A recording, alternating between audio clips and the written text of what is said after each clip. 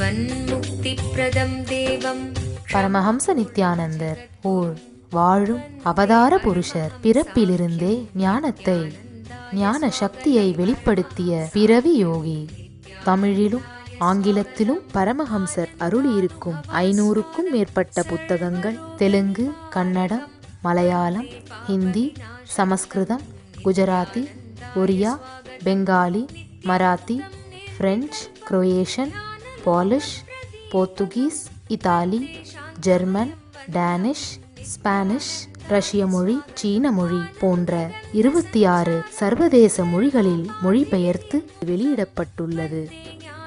10,000 மணி நேரத்திற்கும் மேல் ஞான கருத்துக்களை மொழிந்துள்ள அரிய பேச்சாளர். லட்சக்கணக்கானவர்களுக்கு அன்னதானம், இலவச மருத்துவ வசதி, கல்வி உதவி, மேலும் உலகம் முழுவதிலும் 140க்கும் மேற்பட்ட இடங்களில் பள்ளிகள், ஆசிரமங்கள், ஆலயங்கள் மற்றும் மருத்துவமனைகள் அமைத்து ஒப்பற்ற சேவை செய்து வரும் சமூக சேவகர். லட்சக்கணக்கானவர்களுக்கு தலைவலி முதல் கேன்சர் வரை தனது தியான சக்தியால் தீர்த்து வைத்த தியான சிகிச்சையாளர். கோடிக்கணக்கான மக்களுக்கு உடல் நலம், மனவளம் ஆகியவற்றிற்கான கிரியைகளை வகுத்து தரும் கிரியா யோகி. கோடிக்கணக்கான மக்களுக்கு வாழ்வியல் பிரச்சனைகளுக்கான தீர்வுகளை தந்த வாழும் ஞானி. 151 நாடுகளில் தியான மையங்களோடும் விடுதி, Tiruvannamalai, Rajapalayam, Salem, Hyderabad, Varanasi, loss Angeles, Seattle, Ohio, San Jose, Phoenix ஆகிய சர்வதேச நாடுகளிலும் ஆசிரம கிளைகளோடும் நடந்து வரும் உலகளாவிய நித்யானந்த தியானபீட ஆன்மீக இயக்கத்தின் நிறுவனர். 1 கோடிக்கும் மேற்பட்ட சீடர்களால் ஆத்மார்த்தமாக பின்பற்றப்படும் ஞான குரு. தீட்சையின் மூலம் சக்தி பரிமாற்றத்தை நிகழ்த்தும் அவதார சக்தி.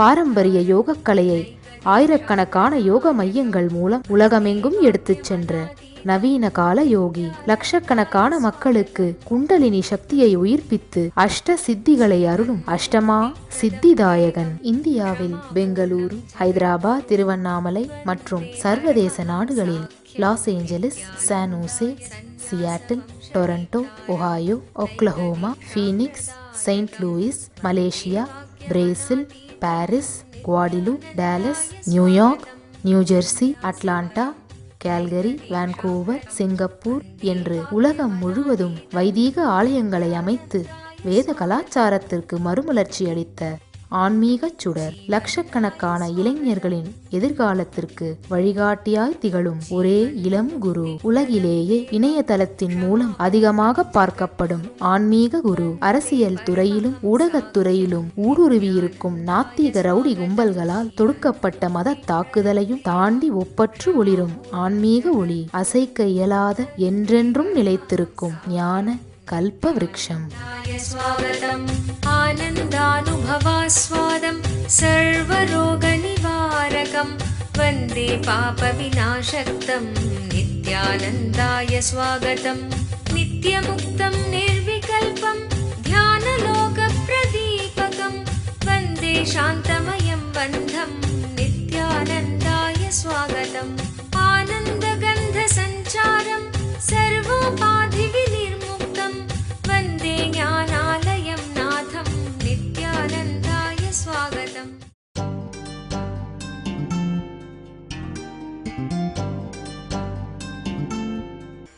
அருணாச்சலம் எனும் ஆனந்த சக்தி. இதுதான் இன்றைய சத்சங்கத்தின் நாம் உணரப்போகின்ற சத்தியம். நாம் ஆழமா சில சத்தியங்களை புரிந்து கொள்ள வேண்டும்.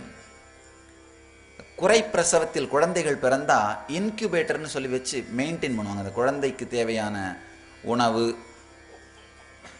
வேற இந்த வெப்பநிலை, இதெல்லாம் மெயின்டைன் பண்ணுறதுக்காக இன்குபேட்டரில் வச்சு ப்ரொடெக்ட் பண்ணுவாங்க.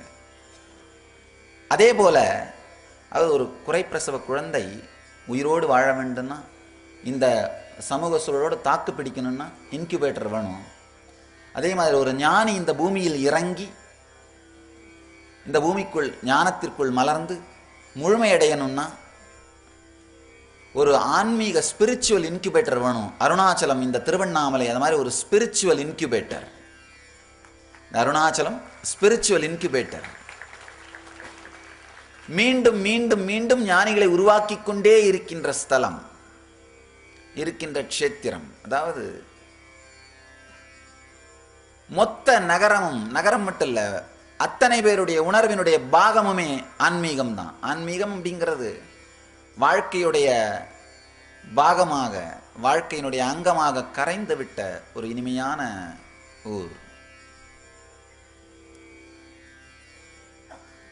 அருணாச்சலம் எனும் ஆனந்த சக்தி பொங்கி பிரவகித்துக் கொண்டிருக்கின்ற இனிமையான இந்த இடத்திலே நாம் எல்லோரும் அமர்ந்திருக்கின்றோம். சில பேர் நினைக்கலாம், இது ஆனந்த சக்தி பொங்கி பிரவகிதெல்லாம் சொல்றாங்களே சாமி, எனக்கு அந்த மாதிரி ஒன்றும் தெரியல, ஏதோ ஒரு கல்மலை இருக்கு, நாமளும் வந்தோம் பார்த்தோம். ஆழமாக நாம் புரிந்து கொள்ள வேண்டிய சில சத்தியங்கள் உண்டு. ஸ்ரத்தை ஏற்படுமானால் கல்லும் கடவுளாக நமக்கு வாழ்க்கையை உணர வைக்கும். ஸ்ரத்தை இல்லாது போனால் கடவுளே நேரில் வந்தாலும் ஐடி கார்டு கேட்போம், ஐடென்டிட்டி கார்டு கேட்போம். பல நேரத்தில் நான் பார்த்துருக்கேன், செயல் இல்லாமல் உணர்வு மட்டும் இருக்குமானால் உணர்வு குறைந்து மந்தமாயிடும். இல்லை, உணர்வு இல்லாமல் செயல் மட்டும் நடக்குமானால் சடங்காயிடும். ஆழமா புரிஞ்சுக்கும். இந்த சத்தியம் உலகத்தில் இருக்க எல்லா விஷயத்துக்கும் பொருந்தும், ஆன்மீகத்துக்கு மட்டும் இல்லை, எல்லா விஷயத்துக்கும் பொருந்தும். உணர்வு செயல், உணர்வு இருந்து செயல் நடக்காமல் இருந்தா, இப்ப நீங்க பார்க்கலாம், சில நேரத்தில் எப்போவாவது உங்களுக்கு ஒரு நாள் விடிய காலம் 4 மணிக்கெல்லாம் முழிச்சு திடீர்னு பக்கத்து வீட்டில் ஓடுற அந்த சுப்பிரபாதம் காதில் விழுந்து ஒரு இனிமையான உணர்வு உங்களுக்குள்ள மலர்ந்ததுன்னா உடனே என்ன தோணும், ஆஹா நாமளும் தினந்தோறும் எந்திரிச்சு காலையில் சுப்பிரபாதம் பாடி இந்த மாதிரி உட்காந்து அமைதியாக பூஜை பண்ணணும், தியானம் பண்ணணும்னு நினைப்போம். ஆனால் அந்த உணர்வு செயலாக மாறாமல் அப்படியே விட்டுருந்தீங்கன்னா தமசாக, மந்தத்தன்மையாக மாறிவிடும். செயல்படுத்தப்படாத உணர்வு மந்தத்தன்மையாக மாறிவிடும். இன்னொன்று, வெறும் செயல் மட்டும் இருந்து உணர்வு இல்லாமல் போனால் நமக்கு அந்த மாதிரி எப்போவுமே உணர்ந்திருக்க மாட்டோம். ஆனால் யாரோ ஒருத்தர் சொன்னாங்க, நீ சுப்பிரபாதம் பாடு காலையில், அது ரொம்ப நல்லது அப்படின்னு, உடனே செய்ய ஆரம்பிச்சிடுறது. இந்த விஷ்ணு சகஸ்ரநாமம் படின்னு சொல்லியிருப்பாங்க, உடனே செய்ய ஆரம்பிச்சிடுறது. உணர்வு அதில் ஈடுபட்டிருக்க மாட்டோம், நமக்கு அதில் உணர்ந்திருக்க மாட்டோம். வெறுமனே அந்த புக்கை வச்சு என்ன பண்ணுறது, வேகமாக விஷ்ணு விஷ்ணு சட்கார 2 நிமிஷத்துக்கு அப்புறம் என்ன பண்ணுவோம், எத்தனை நம்பர் வரைக்கும் படிச்சிருக்கோன்னு பார்த்துட்டு இருப்போம், அவ்வளவுதான். உணர்வு இல்லாமல் செயல் மட்டும் செய்யப்படும் பொழுது சடங்காக மாறிவிடும். செயல் செய்யாமல் உணர்வு மட்டும் இருந்தால் தமசாக, மந்தத்தன்மையாக மாறிவிடும். உணர்வும் செயலும் இரண்டும் ஒன்று சேரும் பொழுதுதான் ஆனந்தம் நமக்குள் பொங்கும். உணர்வும் செயலும் சேர்ந்து நமக்குள் பொங்குவதுதான் ஆனந்தம். உலகத்தில் இருக்க எல்லா விஷயத்துக்கும் இது பொருந்தும். இன்னொரு உதாரணம் சொல்லலாம். சில நேரத்தில் ஏதாவது ஒரு இனிப்பை முதல் தரம் ருசிக்கும் பொழுது ஒரு உணர்வு ஏற்படும். ஒரு ருசி, சுவை. இல்லை ஏதாவது ஒரு நபரை பார்க்கும் பொழுது, பிடித்த ஒரு நபரை பார்க்கும் பொழுது, மனதுக்கு உகந்த ஒரு நபரை பார்க்கும்போது ஏற்படுகின்ற ஒரு ருசி, அது ஐம்புலன்களாலே நாம் உணர்கின்ற ருசிகள். ஒரு செயலை, ஒரு விஷயத்தை முதல்ல அனுபவிக்கும் பொழுது ஒரு ஆனந்தம், ஒரு சுகம் ஏற்படலாம். ஆனா அந்த சுகம் அந்த பொருளிலிருந்து தான் வருகிறது நினைச்சு திரும்ப திரும்ப அதே செயலை செய்தோமானால் அதே சுகம் தோன்றுவதில்லை. ஆழமாக புரிந்து கொள்ளுங்கள். ஒரு செயல் நமக்கு ஒரு ஆனந்தத்தை ஏற்படுத்துகிறது, சுகத்தை ஏற்படுத்துகிறது என்று நாம் நினைத்துக்கொண்டு அதே செயலை மீண்டும் மீண்டும் செய்தால் அதே சுகத்திற்குள் நுழைவதில்லை, அதே சுகம் கிடைப்பதில்லை. 10 இனிப்பு வாயில போட்டு 11வது வாயில போட்டா திகட்டுது. அதே செயல் கூட அதே ஆனந்தத்தை அளிப்பதில்லை. காரணம் என்ன? இந்த சில விஷயங்களை ஆழ்ந்து புரிந்து கொண்டோமானால் உங்களுக்குள் நடக்கின்ற மலர்ச்சியைத்தான் ஸ்ரத்தைன்னு சொல்றேன். இந்த ஸ்ரத்தை உங்களுக்குள் மலருமானால் அருணாச்சலம் எனும் ஆனந்த சக்தியை உணர்வீர்கள். இந்த வினாடி உணர்வீர்கள். நாளைக்கோ நாளைக்கு மறுநாளோ இல்லை, இந்த வினாடி உணர்வீர்கள். ஸ்ரத்தையினுடைய சக்தி அதுதான். நமக்குள் மலர்கின்ற வினாடியே சத்தியத்தை காட்டக்கூடியது. பட்டினத்தாருக்கு ஒரு வினாடியில தான் ஸ்ரத்தை மலர்ந்தது, அருணகிரிநாதருக்கு ஒரு வினாடியில தான் ஸ்ரத்தை மலர்ந்தது, ரமண மகர்ஷிக்கு ஒரு வினாடியில தான் ஸ்ரத்தை மலர்ந்தது. இந்த ஸ்ரத்தை மலருகின்ற நேரத்தை தான் ஜீவன் முக்த காலம்னு சொல்றோம், ஞானம் அடைகின்ற நேரம்னு சொல்றோம். ஸ்ரத்தை மலர்ந்தவன் ஜீவன் முக்தனாக வாழுகின்றான். வாழும் பொழுதே எந்த பந்தங்களும் இல்லாமல் வாழும் பொழுதே ஆனந்தமாக வாழ்பவன் தான் ஜீவன் முக்தன் அப்படின்னு சொல்லப்படுறாங்க. அருணாச்சலம்ங்கிறது ஆனந்த சக்தி என்று புரிந்து கொண்டவர்கள் வாழும் பொழுதே தான் கடவுளாக, கடவுள் நிலையிலே ஜீவன் முக்தர்களாக வாழுகின்றார்கள். அருணாச்சலம்ங்கிறது ஆனந்த சக்தின்னு புரிந்தா முன்னால் இருக்கின்ற கல்மலையும் கடவுள், இந்த உடம்பாக இருக்கின்ற நாமும் கடவுள் என்று உணர்வோம். ரெண்டுத்துக்குள்ளேயுமே கடவுள் சக்தி தான் இருக்குன்னு உணர்வோம். அது புரியலன்னா வெளியில் இருக்கிற மலையும் கல்லாக இருக்கும், இந்த உடம்பும் ஜடமாக இருக்கும், ரெண்டுமே ஜடமாக இருக்கும். ஸ்ரத்தை மலராத பொழுது இரண்டுமே ஜடம், ஸ்ரத்தை மலர்ந்தால் இரண்டுமே இறைவன். ரொம்ப அழகா ராமகிருஷ்ணன் சொல்வாரு, வெளியில் இருக்கின்ற ஒரு கல்லிலே முதலிலே கடவுளை காண கற்றுக்கொண்டோமானால் இந்த உடலுக்குள்ளும் அதை காண அனுபூதியை நம் அனுபூதியாக காண முடியும். அது வீடியோ ரெக்கார்ட் பண்ணி ஸ்டோர் பண்றது. பல்வேறு மேடைகள், எத்தனாயிரக்கணக்கான மேடைகள் எனக்கு தெரியல, எத்தனை நூற்றுக்கணக்கான மேடைகள். எங்குமே வார்த்தைகளுக்காக நான் காத்திருந்ததில்லை, வார்த்தைகள் வராமல் தடுமாறியதில்லை, வார்த்தைகள் சிக்கியதில்லை. ஆனால் அருணாச்சலத்தை பற்றி சொல்ல வேண்டுமானால் தொண்டைக்குள் மிகப்பெரிய போக்குவரத்து நெரிசல், வார்த்தைகள் வராமல் ஏற்படுகின்ற தடுமாற்றம், வார்த்தைகள் வராமல் பொங்குகின்ற ஆனந்தமயமான உணர்ச்சி பெருக்கு, பல்வேறு சத்தியங்கள் நான் வெளிவர வேண்டும், நான் வெளிவர வேண்டும் என்று தொண்டைக்குள்ளே மிகப்பெரிய போக்குவரத்து நெரிசலையே ஏற்படுத்துகின்றன. சில சத்தியங்களை உங்களுடன் பகிர்ந்து கொள்ள விரும்புகின்றேன். மனித வாழ்க்கையின் அடிப்படை லட்சியம் ஜீவன் முக்தி.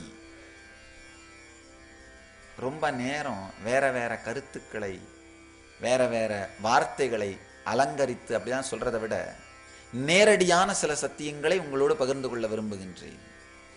மனித வாழ்க்கையின் லட்சியம் ஜீவன் முக்தி. தயவு செய்து புரிந்து கொள்ளுங்கள், வேறு எதுவுமே மனித வாழ்க்கையின் லட்சியம் கிடையாது. மனித வாழ்க்கையினுடைய லட்சியம் நாம பூமிக்கு வந்தப்போ எப்படி வந்தோமோ அதே பந்தத்தன்மையில் இந்த பூமியை விட்டு வெளியில போகக்கூடாது. இந்த பூமி வாழ்க்கை நமக்கு அளிக்கப்பட்டிருக்கின்ற மிகப்பெரிய வாய்ப்பு. நம்ம எல்லாரும் விசிட்டர்ஸ் தான், நம்ம எல்லாருமே விசிட்டர்ஸ் தான். நம்முடைய ஆசிரமம் இருக்கிற இடம் விடுதி. விடுதினா என்ன அர்த்தம்னா தமிழ்ல விடுதின்னு சொல்றது தான். கேட்டாங்க, சாமி ஏன் விடுதியில் ஆசிரமம் வச்சிருக்கீங்க? வாழ்க்கையே விடுதின்னு சொல்றதுக்காகத்தான் விடுதியில் ஆசிரமம் பண்ணியிருக்கேன். வாழ்க்கையே நாம வாழ்க்கையில தங்கி இருக்கிறதே விடுதியில தங்கி இருக்கிறோம். சில நாட்கள் தான், வேற ஒன்றும் கிடையாது. அருமையான ஒரு வாய்ப்பு. ஆழமா நம்ம புரிந்து கொள்ள வேண்டியது, இந்த மனித வாழ்க்கையின் லட்சியம் ஜீவன் முக்தி.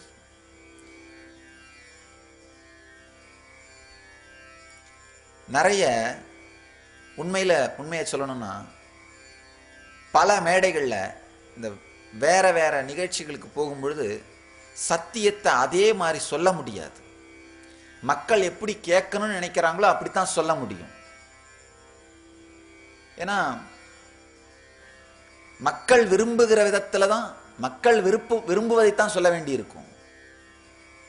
மனித வாழ்க்கையின் லட்சியம் ஜீவன் முக்தி அப்படின்னா என்ன அர்த்தம்னா, மீதி எல்லாத்தையுமே எக்ஸ்க்ளூட் பண்றேன், மீதி எல்லாத்தையும் எக்ஸ்க்ளூட் பண்றேன். மீதி எதுவாக இருந்தாலும் சரி. நல்லா புரிஞ்சுக்கோங்க. ஒரு 6 மாசத்துக்கு முன்னாடி ஒரு அன்பர் வந்திருந்தாரு அமெரிக்கால இருந்து. சாமி எனக்கு ஒரே மன அழுத்தம், டிப்ரெஷன் அப்படின்னாரு. நான் சொன்னேன், என்ன உங்களுக்கு தான் எல்லாம் இருக்கே, ஏன் டிப்ரெஷன்? எல்லாம் இருக்கிறதால தான் சாமி டிப்ரெஷன்னாரு. நான் அமெரிக்கா வரும்பொழுது எனக்கு என்னென்ன வேணும்னு நினைச்சனோ, 2 கார் வேணும், ஒரு 2 வீடு வேணும், கொஞ்சம் பேங்க் பேலன்ஸ் வேணும், இனிமையான ஃபேமிலி வேணும், என்னென்ன வேணும்னு நினைச்சனோ எல்லாத்தையும் அடையிறதுக்கு 10 வருஷம் ஆகும் நினைச்சேன். ஆனால் 4 வருஷத்துலேயே அடைஞ்சு முடிச்சிட்டேன். ஆனால் இதையெல்லாம் அடைஞ்சா நான் எப்படி இருப்பேன்னு நினைச்சனோ அப்படி இல்லை சாமி அப்படின்னாரு. அடைய வேண்டிய பொருளை எல்லாம் அடைந்து விட்டேன், ஆனால் இந்த பொருளை எல்லாம் அடைந்தால் நான் ஆனந்தமாக இருப்பேன் என்று நினைத்திருந்தேன், அதை அடையவில்லைன்னு சொன்னார்.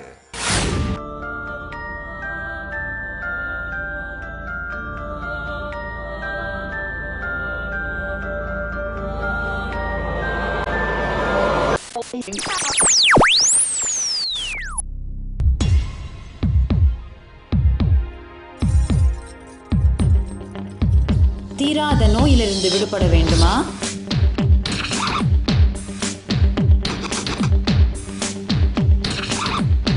பிரச்சனைகள் இல்லாத உறவுகள் வேண்டுமா? நிம்மதியான உறக்கம் வேண்டுமா? வாழ்க்கையில் மனத்தெளிவும் உற்சாகமும் அதிகரிக்க வேண்டுமா? ஆனந்த ஸ்புரண தியான முகாம் இவை அனைத்தையும் 2 நாட்களில் உங்களுக்கு அனுபவமாக்கி தருகிறது. நாம் வாழ்வில் அனுபவிக்கும் பிரச்சனைகளுக்கும் துக்கங்களுக்கும் காரணம் நம் உடலில் உள்ள 7 சக்தி மையங்களில் பதிந்திருக்கும் எதிர்மறை உணர்வுகளும் நாம் உருவாக்கி வைத்திருக்கும் எதிர்மறை மன அமைப்பும் தான். இதை மாற்றுவதற்கான தியான நுட்பங்களும் தியான பயிற்சிகளும் கற்றுத்தரப்படுகிறது. விழித்துக் கொள்ளுங்கள், ஆனந்தம் உங்கள் பிறப்புரிமை. ஆனந்தமயமான வாழ்க்கை உங்களுக்காக காத்து கொண்டிருக்கிறது. வாரந்தோறும் சனி மற்றும் ஞாயிற்றுக்கிழமைகளில் ஆனந்த ஸ்புரண தியான முகாம் நடைபெறுகிறது. நடைபெறும் இடம் நித்யானந்த தியான பீட்டம், கிரிவலப்பாதை, திருவண்ணாமலை. தொலைபேசி எண்கள் 7200003311 7200003322. ஆழமாக புரிந்து கொள்ளுங்கள், வேறு எதனாலும் வாழ்க்கையின் இறுதியை உங்களுக்கு காட்ட முடியாது. வேறு எதனாலும் வாழ்க்கையின் அறுதி உங்களுக்கு புரிபடாது. வேறு எதனாலும் வாழ்க்கையின் சத்தியம் உங்களுக்குள் விளங்காது. வேறு எதை நோக்கி ஓடுவதும் விழலுக்கு இறைத்த நீர் காணல் நீரை பின்பற்றி ஓடி காலத்தை கழிப்பதற்கு சமம். பொதுவாக என்கிட்ட மக்கள் கேள்வி கேட்கும் பொழுது பக்கத்தில் இருக்கிற சீடர்கள் ரொம்ப குழப்பமாக இருக்கும். காரணம் என்னன்னா, ஒரே கேள்வியை 2 வேறு நபர் கேட்டால் 2 வேறு விதமான பதிலை சொல்லிடுவேன். சீடர் கேட்பார், என்ன இப்போதானே சாமி ஒருத்தர் வந்து கேட்டார் கல்யாணம் பண்ணிக்கிட்டுமா வேணாமா, நீங்கள் அவரை கல்யாணம் பண்ணிக்க சொன்னீங்க. இன்னொருத்தர் வந்து கேட்டார் கல்யாணம் பண்ணிக்கிட்டுமா வேணாமான்னு. வேண்டாம், நீ சன்னியாசியாகன்னு சொல்கிறீங்களே. கேள்விக்கு பதில் அல்ல, கேட்பவருக்கு பதில். கேள்விக்கு பதில் அல்ல, கேட்பவருக்கு பதில். அதனால புரிஞ்சுக்கோங்க, இப்ப நான் சொல்லுகின்ற சத்தியமும் கேட்பவர்களுக்காக, அதாவது கேட்கிறவங்களுடைய இன்டென்சிட்டிக்காக, அதற்காக வெளிப்படுத்தப்படுகின்ற சத்தியங்கள். மனித வாழ்க்கையின் அடிப்படை லட்சியம் ஜீவன் முக்தி. வேறு எந்த வழியில வேணாலும் வாழ்க்கையை முயற்சி பண்ண, நம்ம எல்லாருமே நினைக்கிறோம் நம்ம வாழ்க்கைய கொஞ்சம் இல்லை, என் வாழ்க்கை கரெக்டாக தான் போயிட்டு இருக்கு, கொஞ்சம் ஒரு சில இடங்கள்ல தான் பிரச்சனை இருக்கு, அதெல்லாம் ரிப்பேர் பண்ணி சரி பண்ணி வச்சுட்டா போதும்னு. நம்ம மனசு நல்லா தான் இருக்கு, கொஞ்சம் எப்போவாது துக்கம் வருது, அதை ரிப்பேர் பண்ணி வச்சுட்டா போதும்னு. நல்லா புரிஞ்சுக்கோங்க, நம்ம மனசை நாம ரிப்பேர் பண்ண முயற்சி பண்றது கோழி குப்பையை கிளற மாதிரி. என்றுமே நிறைவேறாதது, என்றுமே நடக்காதது. ஆழமாக புரிந்து கொள்ளுங்கள். இன்று உண்மையிலேயே சில சத்தியங்களை ஆழமாக ஆணித்தரமாக எதற்கும் தயங்காமல் சொல்வது என்ற முடிவோடு இங்கு அமர்ந்திருக்கின்றேன்.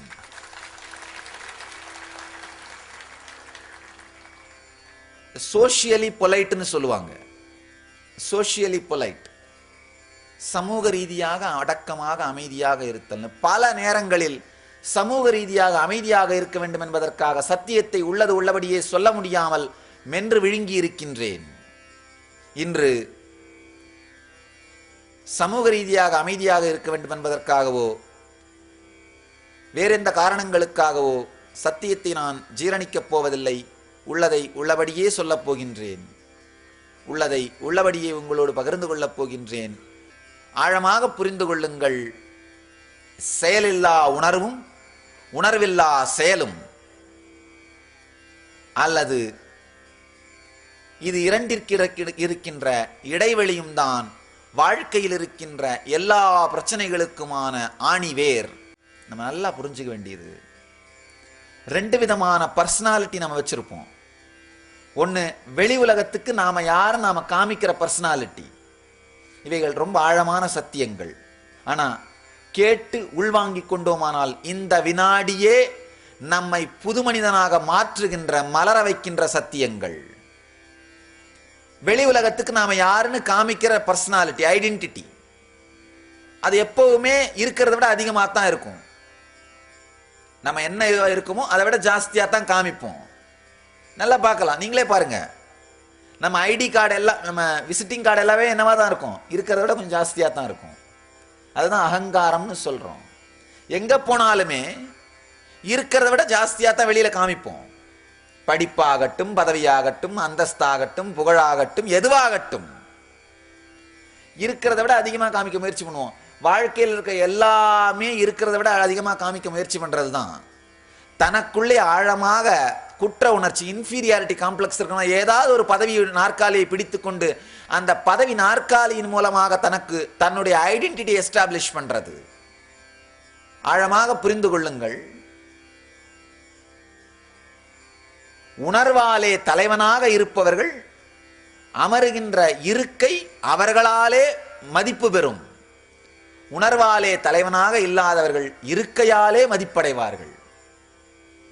உணர்வாலே தலைவனாக மலர்ந்தவர்கள், ஜீவன் முக்தர்களாக மலர்ந்தவர்கள் இருக்கைக்கு பெருமை சேர்ப்பார்கள், பதவிக்கு பெருமை சேர்ப்பார்கள். ஜீவன் முக்தர்களாக மலராதவர்கள், தலைவர்களாக மலராதவர்கள் பதவியினால், இருக்கையினால் பெருமை அடைவார்கள். ஒரு சின்ன உதாரணம், நம்ம வாழ்க்கையெல்லாம் எடுத்தோம்னா நமக்கெல்லாம் எதனால மரியாதை? எத்தனை கார் வச்சிருக்கோம், எத்தனை வீடு வச்சிருக்கோம், எவ்வளவு பேங்க் பேலன்ஸ் இருக்கு. நாம் வைத்திருக்கின்ற பொருள்களை வைத்து நமக்கு மரியாதை. ஜடத்தாலே உயிருக்கு மரியாதை. ஆனா விவேகானந்தருடைய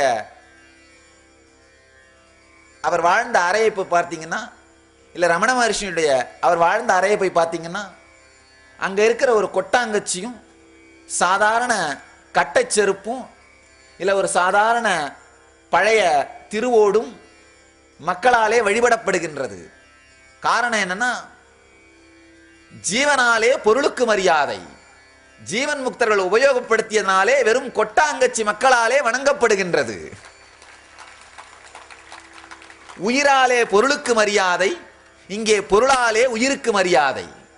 ஆழமா புரிஞ்சுக்கோங்க.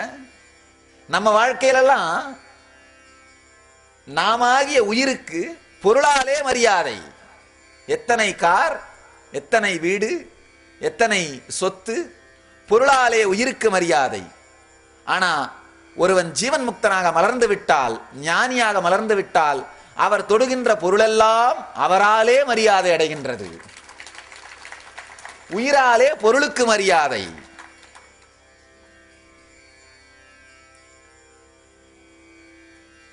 நம்ம ஐடென்டிட்டி வெளி உலகத்துக்கு என்னவாக காமிக்கிறோம். அதாவது திரும்ப திரும்ப திரும்ப இந்த அகங்காரம் பார்த்தீங்கன்னா பொருளாலே தனக்கு மரியாதை என்பதைத்தான் நிரூபிக்கின்றது. எங்கேயாவது போய் உங்களுடைய பொருளை, உங்களுடைய மற்ற விஷயங்களை சொல்லி அதனால் நீங்கள் மதிக்கப்படுகிறீர்கள் என்றால் உண்மையில் புரிந்து கொள்ளுங்கள், அவமதிக்கப்படுகிறீர்கள். எங்க போனாலும் உண்மையில சொல்றேன், என்னுடைய மனம் திறந்து ஒரு விஷயத்தை சொல்றேன். மக்கள் என்னை பற்றி தெரியாத ஒரு புது ஊருக்கு போகும்பொழுது அவங்க கையெடுத்து கும்பிட்டா கூட நான் மிகப்பெரிய மரியாதையை அவர்களுடைய கண்களில் பார்க்கின்றேன். ஆனால் ரொம்ப நாள் தெரிஞ்சவங்க இந்த ஆர்கனைசேஷனால இவ்வளவு பெரிய மடத்தினுடைய பீடத்தை நிறுவியவர் அப்படிங்கிறதுக்காக அவங்க விழுந்து வணங்கினார்களோட சாமி சொல்லுவேன். பக்கத்தில் இருக்கிற பக்தர்கிட்ட சொல்லுவேன், அப்பா இந்த நமஸ்காரம் எனக்கு இல்லை, நான் வந்திருக்கிற காருக்கு அப்படின்னு. ஆழமாக நாம் புரிந்து கொள்ள வேண்டியது, பொருளாலே மரியாதை வருமானால் அது நிலைக்காது. பொருளாலே வருகின்ற மரியாதை மரியாதையும் அல்ல, அது அவமரியாதை. அது பொருளுக்கு தந்த மரியாதை, உயிருக்கு தந்ததல்ல, உணர்வுக்கு தந்ததல்ல, ஜீவனுக்கு தந்ததல்ல, பொருளுக்கு தந்த மரியாதை. ஆழமாக புரிந்து கொள்ளுங்கள். அகங்காரம், அந்த ஐடென்டிட்டி, வெளி உலகத்துக்கு நாம காமிக்கிற பர்சனாலிட்டி, அந்த பர்சனாலிட்டியை பேஸ் பண்ணி உங்களுக்கு எது வந்திருந்தாலும் எது அளிக்கப்பட்டாலும், எது உங்கள் வாழ்க்கையின் பாகமாக மாறியிருந்தாலும், அது பொருளாகட்டும், பதவியாகட்டும், உறவுகளாகட்டும், புகழாகட்டும், பகட்டாகட்டும், அது உங்களுக்குள் நிம்மதியை அளிக்காது.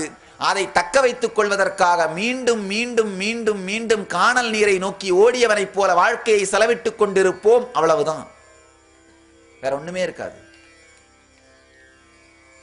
ரொம்ப அழகா விவேகானந்தர் சொல்றாரு, புகழோ பதவியோ அடைவது பெரிதல்ல, அடைந்த பிறகு அதை ஜீரணித்து நிம்மதியாக இருப்பது அதுதான் பெரிது. இல்லைன்னா என்னாகும், புகழை நாம் ஜீரணித்து நிம்மதியா எளிமையா இனிமையா ஆனந்தமா இல்லைன்னா புகழ் நம்மை ஜீரணித்து அதன் பின்னால் நம்மை ஓட விட்டு விடும், அதன் பின்னாலே நம்மை ஓட வைக்கும். காலையில எந்திரிச்ச உடனே நாம பெட்ல இருந்து வெளியில வரும் பொழுது ஆனந்தமயமா ஒரு சுதந்திரமா எந்திரிச்சு பெட்ல இருந்து வெளியில வந்தோம்னா நாம் புகழாலே பாதிக்கப்படாமல் புகழை ஜீரணித்து வாழ்கிறோம்னு அர்த்தம். அப்படி இல்லாம காலையில பெட்ல எந்திரிச்ச உடனே ஐயோ இதை செய்யணுமே அதை செய்யணுமே, இதை செஞ்சாத்தானே நம்முடைய பதவியும் புகழும் இந்த நம்முடைய எல்லாமே நிலைநிறுத்தி கொள்ள முடியுன்ற வேகத்தோடு அந்த பயத்தோடு வெளியிலே வந்தோமானால் நாம் அடிமைகள். நல்லா தெரிஞ்சுங்க, அடிமைகளும் சுதந்திரவாதிகள் இந்த ரெண்டு கருத்தும் நாம் வாழுகின்ற இடத்தை வைத்து அல்ல, வாழுகின்ற மன நிலையை வைத்து. சிறையில் இருக்காங்களா வெளியில் இருக்காங்களான்றதை வச்சு சுதந்திரமானோ இல்லை அடிமைனோ நினைக்காதீங்க. மனசுக்குள் சிறை இருக்கிறதா இல்லையான்றதை வச்சுதான் சுதந்திரவாதியா அடிமையான்னு நிரூபிக்க முடியும். காலையில் எந்திரிச்ச உடனே உங்களை ஆனந்தம் உங்களுடைய படுக்கையை விட்டு வெளியிலே எடுத்து வருகிறதா, அல்லது பயமும் எதையாவது ஒன்று செய்தாக வேண்டுமே என்கின்ற அச்சமும் வேகமும் உங்களை படுக்கையை விட்டு வெளியே எடுத்து வருகிறதா என்று ஆழ்ந்து பாருங்கள். நீங்கள் சுதந்திரவாதிகளா அல்லது அடிமைகளா என்பதை நீங்களே முடிவு செய்து கொள்ளலாம். சில ஆழமான சத்தியங்கள். எப்பேற்பட்ட நிலையில் பணத்தோடும் புகழோடும் பொருளோடும் எங்கு வாழ்ந்தால் என்ன, காலையில் எந்திரிச்ச உடனே இனிமையான ஆனந்தமயமான சுதந்திரமான ஒரு உணர்வு உங்களை படுக்கையில் விட்டு எழுப்பவில்லை என்றால் வாழ்க்கை வீண், பூமிக்கு பாரம். வாழ்க்கை வீண். வாழ்க்கை ஜீவன் முக்தனாக வாழ்வதற்காக அளிக்கப்பட்டது. நல்லா புரிஞ்சுங்க. உங்களுக்கு ஒரு அருமையான ஒரு கிஃப்ட் யாராவது கொடுக்குறாங்க, அதை நீங்க உபயோகப்படுத்தாம தூக்கி ஓரமா போட்டீங்கன்னா கிஃப்டை மட்டும் அவமரியாதை பண்ணல, கொடுத்தவரையும் சேர்த்து அவமரியாதை பண்றீங்க. அந்த மாதிரி இந்த வாழ்க்கை இறைவனால் உங்களுக்கு ஜீவன் முக்தனாக வாழ்வதற்காக அளிக்கப்பட்ட நன்கொடை. ஜீவன் முக்தனாக வாழவில்லை என்றால் அதை அளித்த இறைவனையும் அவமரியாதை செய்கின்றீர்கள், அதை அளித்த இறை சக்தியையும் அவமரியாதை செய்கின்றீர்கள். வெளியில நாம காமிக்கிற அந்த பர்சனாலிட்டி தான் அகங்காரம். இருக்கிறத விட ஜாஸ்தியாவே காமிச்சிட்டு இருப்போம். இன்னொரு பர்சனாலிட்டி இருக்கு, உள்ளுக்குள்ளேயே நாமன்னு நம்புற பர்சனாலிட்டி. அது தனியா ரூமை பூட்டிட்டு உட்கார்ந்துருந்தீங்கன்னா உங்களுக்குள்ள இருக்கு பாருங்க அந்த பர்சனாலிட்டி, அதுக்கு மமகாரம்னு பேரு. வெளியில காட்டுற பர்சனாலிட்டி அகங்காரம், உள்ளுக்குள்ளேயே நீங்க உங்களை பத்தி நினைச்சிருக்கிற அந்த சத்தியங்கள் அந்த கருத்துக்கள் மமகாரம். வெளியில காட்டுற பர்சனாலிட்டி எப்பவுமே இருக்கிறத விட அதிகமாக தான் காட்டுவீங்க. உள்ள நீங்கன்னு உங்களை நம்புற பர்சனாலிட்டி எப்பவுமே இருக்கிறத விட கம்மியாத்தான் நம்புவீங்க. நல்லா புரிஞ்சுக்குங்க. வெளியில காட்டுற பர்சனாலிட்டி ஆசையை அடிப்படையாகவும், உள்ள நீங்க இருக்கிற பர்சனாலிட்டி அச்சத்தை அடிப்படையாகவும் வைத்துதான் இருக்கும். வெளியில காட்டுற பர்சனாலிட்டி பாத்தீங்கன்னா இருக்கிறத விட ஜாஸ்தியா காட்டுவோம். உள்ள உங்களை நீங்களே நம்புற பர்சனாலிட்டி பாத்தீங்கன்னா உங்க திறமையை விட கம்மியாவே தான் எடை போட்டுட்டு இருப்பீங்க. அதனால திரும்ப திரும்ப திரும்ப உங்களை நீங்களே ஜட்ஜ் பண்ணிட்டே இருப்பீங்க. உங்களை நீங்களே ஜட்ஜ் பண்ணிட்டே இருப்பீங்க. உங்களை நீங்களே ஒரு குற்ற உணர்ச்சிக்குள்ளேயே வச்சுட்டு இருப்பீங்க. நம்மை நாமே எப்படி மதிக்கிறோம் அப்படிங்கிறத பார்த்தீங்கன்னா அந்த பர்சனாலிட்டி தான் மமகாரம். நல்லா புரிஞ்சுக்கோங்க. நம்ம வாழ்க்கையை இந்த அகங்காரத்திற்கும் மமகாரத்திற்கும் இடையிலே நடக்கின்ற மிக நீளமான ஒரு சண்டை, அவ்வளவுதான். வெளியில ஒரு பர்சனாலிட்டியை ப்ரொஜெக்ட் பண்றோம், உள்ள இன்னொரு பர்சனாலிட்டியா இருக்கிறோம். இந்த ரெண்டுத்துக்கு நடுவில் நடக்கிற சண்டை தான். உள்ள இருக்கிற பர்சனாலிட்டி வெளியில இருக்கிற பர்சனாலிட்டியா மாறுறதுக்கான முயற்சி தான் நம்ம வாழ்க்கை அப்படிங்கிற மிக நீளமான ஒரு சண்டை. நீங்க எந்த துறையை சேர்ந்தவராக வேண்டுமானாலும் இருக்கலாம். பொருளாதாரமாக இருக்கலாம். அப்படின்னா பொருளாதாரத்துறையா இருந்தா என்ன, வாணிபம் இல்ல சமூக சேவை செய்கின்ற துறைகளாக இருக்கலாம், அல்லது அரசியலாக இருக்கலாம், எந்த துறை வேண்டுமானாலும் இருக்கலாம். நம்முடைய வாழ்க்கை அல்லது இந்த வேலை செய்கிற துறையாக இருக்கலாம், எந்த துறையாக இருந்தாலும் நம்முடைய வாழ்க்கை இந்த இரண்டிற்கும் இடையிலே நடக்கின்ற மிக நீளமான ஒரு சண்டை. நம்முடைய வாழ்க்கை வரலாற்றை ஒரே ஒரு வரியில் எழுதி முடிக்கணும்னா இந்த ஒரு வரியில் எழுதி முடிச்சிடலாம். பல பேர் அவருடைய கல்லறைகளை செதுக்கிறதுக்காக வாசங்களை தேடி எடுப்பாங்க. சில பேர் அவங்களுடைய வாழ்க்கை வரலாறு 2-3 வரியில எழுதி வைப்பாங்க. மன அழுத்தம் உங்களை வாட்டுகிறதா? எதிர்காலத்தை பற்றிய பயம் அதிகரிக்கிறதா? கடந்த கால நினைவுகளால் அவதிப்படுகிறீர்களா? உங்களுடைய இந்த எல்லா பிரச்சனைகளுக்கான மூல காரணம் சிறு வயதிலிருந்தே உங்களுக்குள் உங்களை சுற்றி இருக்கும் சமூகத்தால் உருவாக்கப்பட்ட எதிர்மறையான மன அமைப்பு.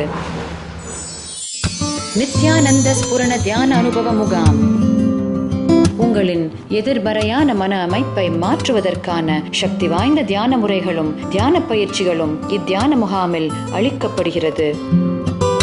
இந்த 4 நாட்களும் உங்களுக்குள்ள இருக்கிற அந்த லேயர் பை லேயரான சம்ஸ்காரங்களை ஆழ்ந்து வெளியில் எடுக்கிறது தான் செய்ய போறேன். நீங்கள் பிறந்த போது இருந்த அதே கபடமில்லாத ஆனந்த உணர்வை திரும்ப பெற நித்யானந்த ஸ்புரண தியான முகாம் ஒரு அரும்பெரும் வாய்ப்பு. ஒரு பெரிய அறிஞன் தன்னுடைய வாழ்க்கை, அறிஞன்னு சொல்றதை விட ஒரு பெரிய ஞானின்னு சொல்றார். அறிஞன்ற வார்த்தை குறையான வார்த்தை, ஞானிங்கிறது முழுமையான வார்த்தை. அன்னை சாரதா தேவி சொல்ற தன்னுடைய வாழ்க்கையை பத்தி, என்னுடைய வாழ்க்கை மிக நீளமான ஒரு பிரார்த்தனை அப்படின்னு சொல்றார். அந்த மாதிரி நம்முடைய வாழ்க்கையெல்லாம், நம்முடைய வரலாற்றையெல்லாம் ஒரு வரியிலே எழுதி வைக்க வேண்டுமானால் மிக தெளிவாக எழுதி வச்சிடலாம். நாம வெளி உலகத்துக்கு காட்டுற பர்சனாலிட்டிக்கும் உள்ளுலகத்தில் வச்சிருக்கிற பர்சனாலிட்டிக்கும் நடுவில் நடக்கிற சண்டை தான் நம்முடைய வாழ்க்கை. பிறந்ததிலிருந்து இறக்கும் வரை இந்த ரெண்டுத்துக்கு நடுவில் நடக்கிற சண்டை. உள்ள இருக்கிற பர்சனாலிட்டி வெளியில் இருக்கிற பர்சனாலிட்டியை மாற முயற்சி பண்றது. ஆழமாக புரிந்து கொள்ளுங்கள், இந்த 2 பர்சனாலிட்டிக்கு நடுவில் கான்ஃப்ளிக்ட் இல்லாம, இந்த 2 பர்சனாலிட்டிக்கு நடுவில் நடக்கிற சண்டையிலிருந்து தன்னை விடுபடுத்திக் கொள்வதைத்தான் ஜீவன் முக்தின்னு சொல்றேன். ஜீவன் முக்தினா இவ்வளவுதான், வேற ஒண்ணுமே இல்லை. இந்த 2த்துக்கு நடுவில் நடக்கிற சண்டையிலிருந்து தன்னை விடுபடுத்திக் கொள்வது, தலைவனாக வாழ்வது. ஆழமா புரிஞ்சுங்க, ஒரு ஜீவன் முக்தன் மட்டும்தான் தலைவனாக வாழ முடியும். மற்றவர்கள்லாம் யார் வேணுமானா, அதாவது 2 விஷயம் இருக்கு, ஸ்டேட் ஸ்டேட்டஸ். ஸ்டேட்டஸ் யார் வேணுமானா அடைஞ்சிடலாம். ஆனா ஸ்டேட்டுங்கிறது நமக்குள் நாம் திரும்பி உழைத்தோமானால் மட்டும்தான் அடைய முடியும். ஸ்டேட்டஸ்ங்கிறது வெளி உலக சம்பந்தப்பட்டது, ஸ்டேட்டுங்கிறது உள்ளுலக சம்பந்தப்பட்டது. தனக்குள் தலைவனாக மலருதல், தனக்குள் ஜீவன் முக்தனாக மலருதல். தனக்குள் தலைவனாக மலர்ந்தா ஏதாவது ஒரு தலைமை பதவியில் இருக்கணும்னு அவசியம் இல்லை. சாதாரண எளிமையான செயல்களை செய்து கொண்டு சாதாரண வாழ்க்கை வாழ்ந்தால் கூட நீங்கள் தலைவர்களாக வாழுவீர்கள். உங்கள் வாழ்க்கை தலைமை பண்பை, ஜீவன் முக்தியை வெளிப்படுத்தும், ரேடியேட் பண்ணும். இந்த 2த்துக்கு நடுவில் நடக்கிற சண்டை தான் மொத்த வாழ்க்கையுமே, வேற ஒண்ணுமே இல்லை. நல்லா ஆழ்ந்து திரும்பி பாருங்க, உங்களுக்குள் திரும்பி பாருங்கள். இந்த சில சத்தியங்களை உங்களுக்குள் தோய்த்து பார்த்து உங்கள் வாழ்க்கை, அதாவது சத் சங்கம்னா என்ன அர்த்தம்னா சத்தியத்தோடு அமருதல், சங்கம்னா ஒன்று கூடுதல், கலத்தல். சத்னா சத்தியம், சத்தியத்தோடு ஒன்று கூடுதல். இந்த தியான சத் சங்கம் எதற்காகனா சில சத்தியங்களோடு நாம் அமர்ந்தல், சில சத்தியங்களை நமக்குள்ளே அமர விடுதல். இந்த சில சத்தியங்களை உங்களுக்குள்ள உட்கார விடுங்க, உங்களுடைய வாழ்க்கையை அது மாற்றிவிடும். உங்களுடைய வாழ்க்கையின் போக்கையே அது மாற்றிவிடும். இப்போ ஒரு 20-30 சத்தியங்களை நான் சத் சங்கத்தில் வெளிப்படுத்தலாம். 20-30 ஓரிரு சத்தியங்களை உங்களுக்குள் ஜீரணித்தால் கூட போதுமானது. உங்கள் வாழ்க்கையின் போக்கு மலர்ந்து விடும், போக்கு மாறிவிடும்.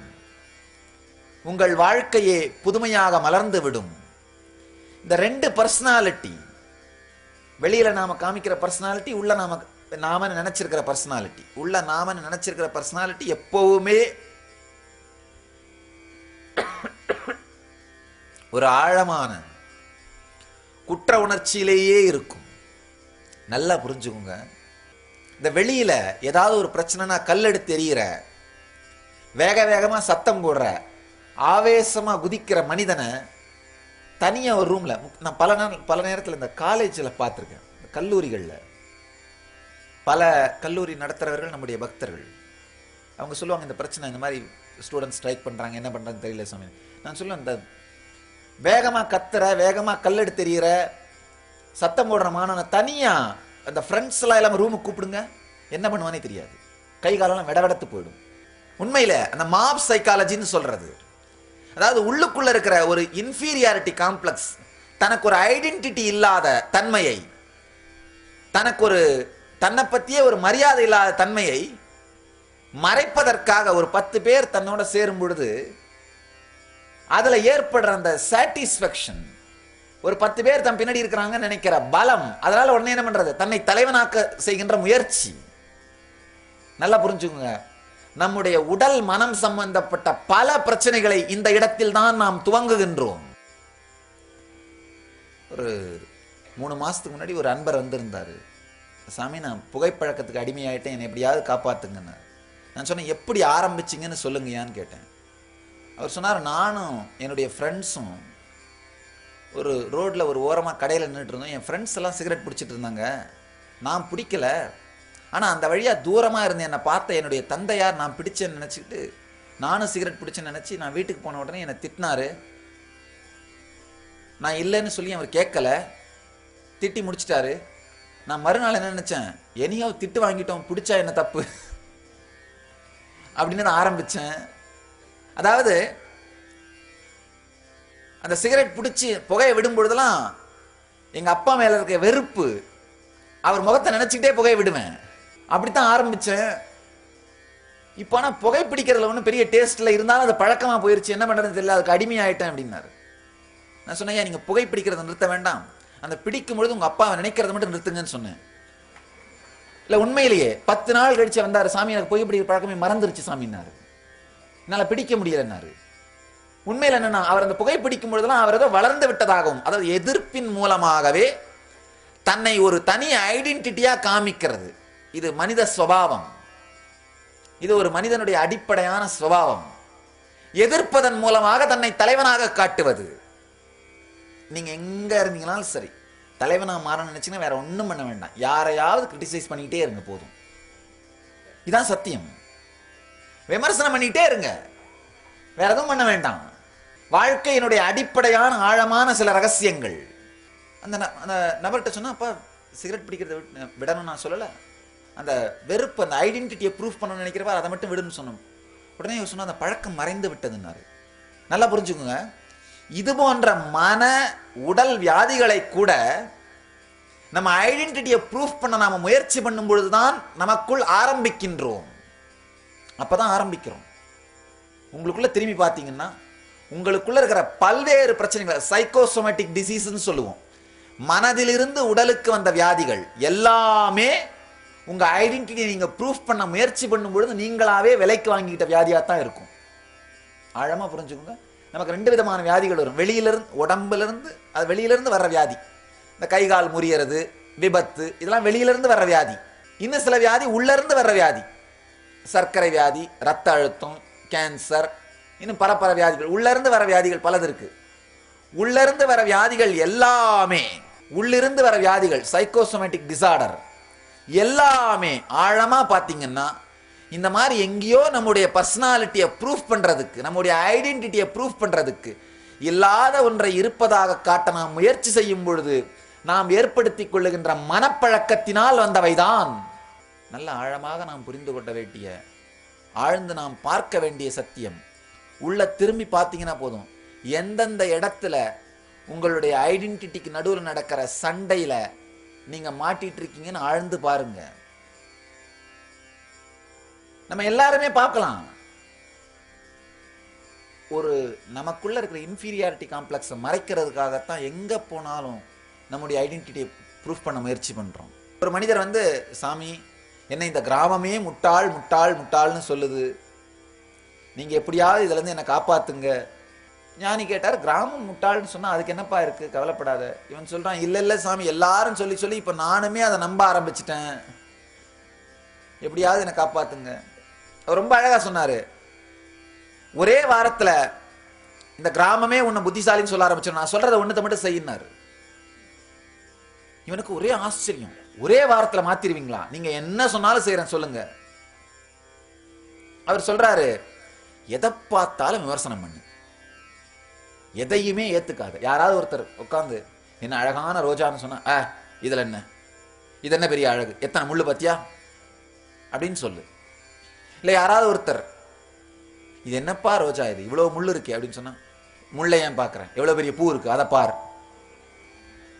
இல்லை யாராவது ஒருத்தர் என்ன அழகான நிலான்னு சொன்னா, என்ன பெரிய நிலா, நடுவில் பார் கருப்பு கருப்பா இருக்கு, களங்கமெல்லாம் இருக்கு, ஒளி மாதிரி சூரிய மாதிரியா இருக்கு, நடுவில் ஏகப்பட்ட களங்கம் இருக்கு.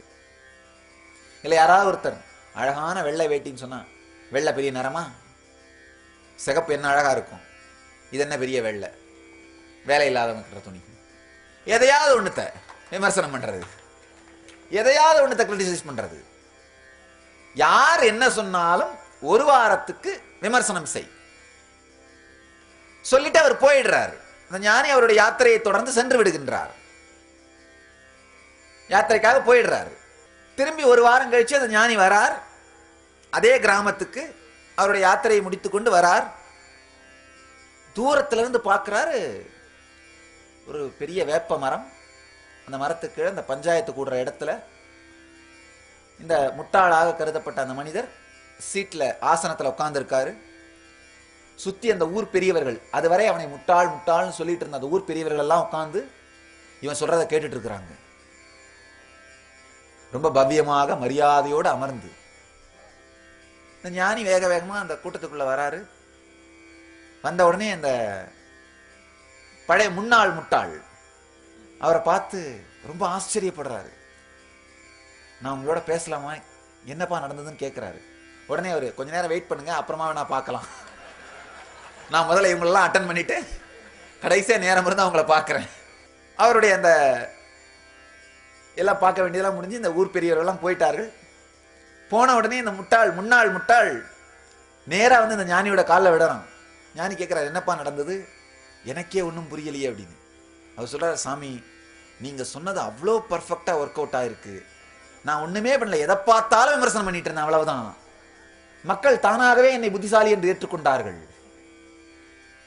இதுதான் ஸ்டேட்டஸா வர்றது. நல்லா புரிஞ்சுக்கோங்க.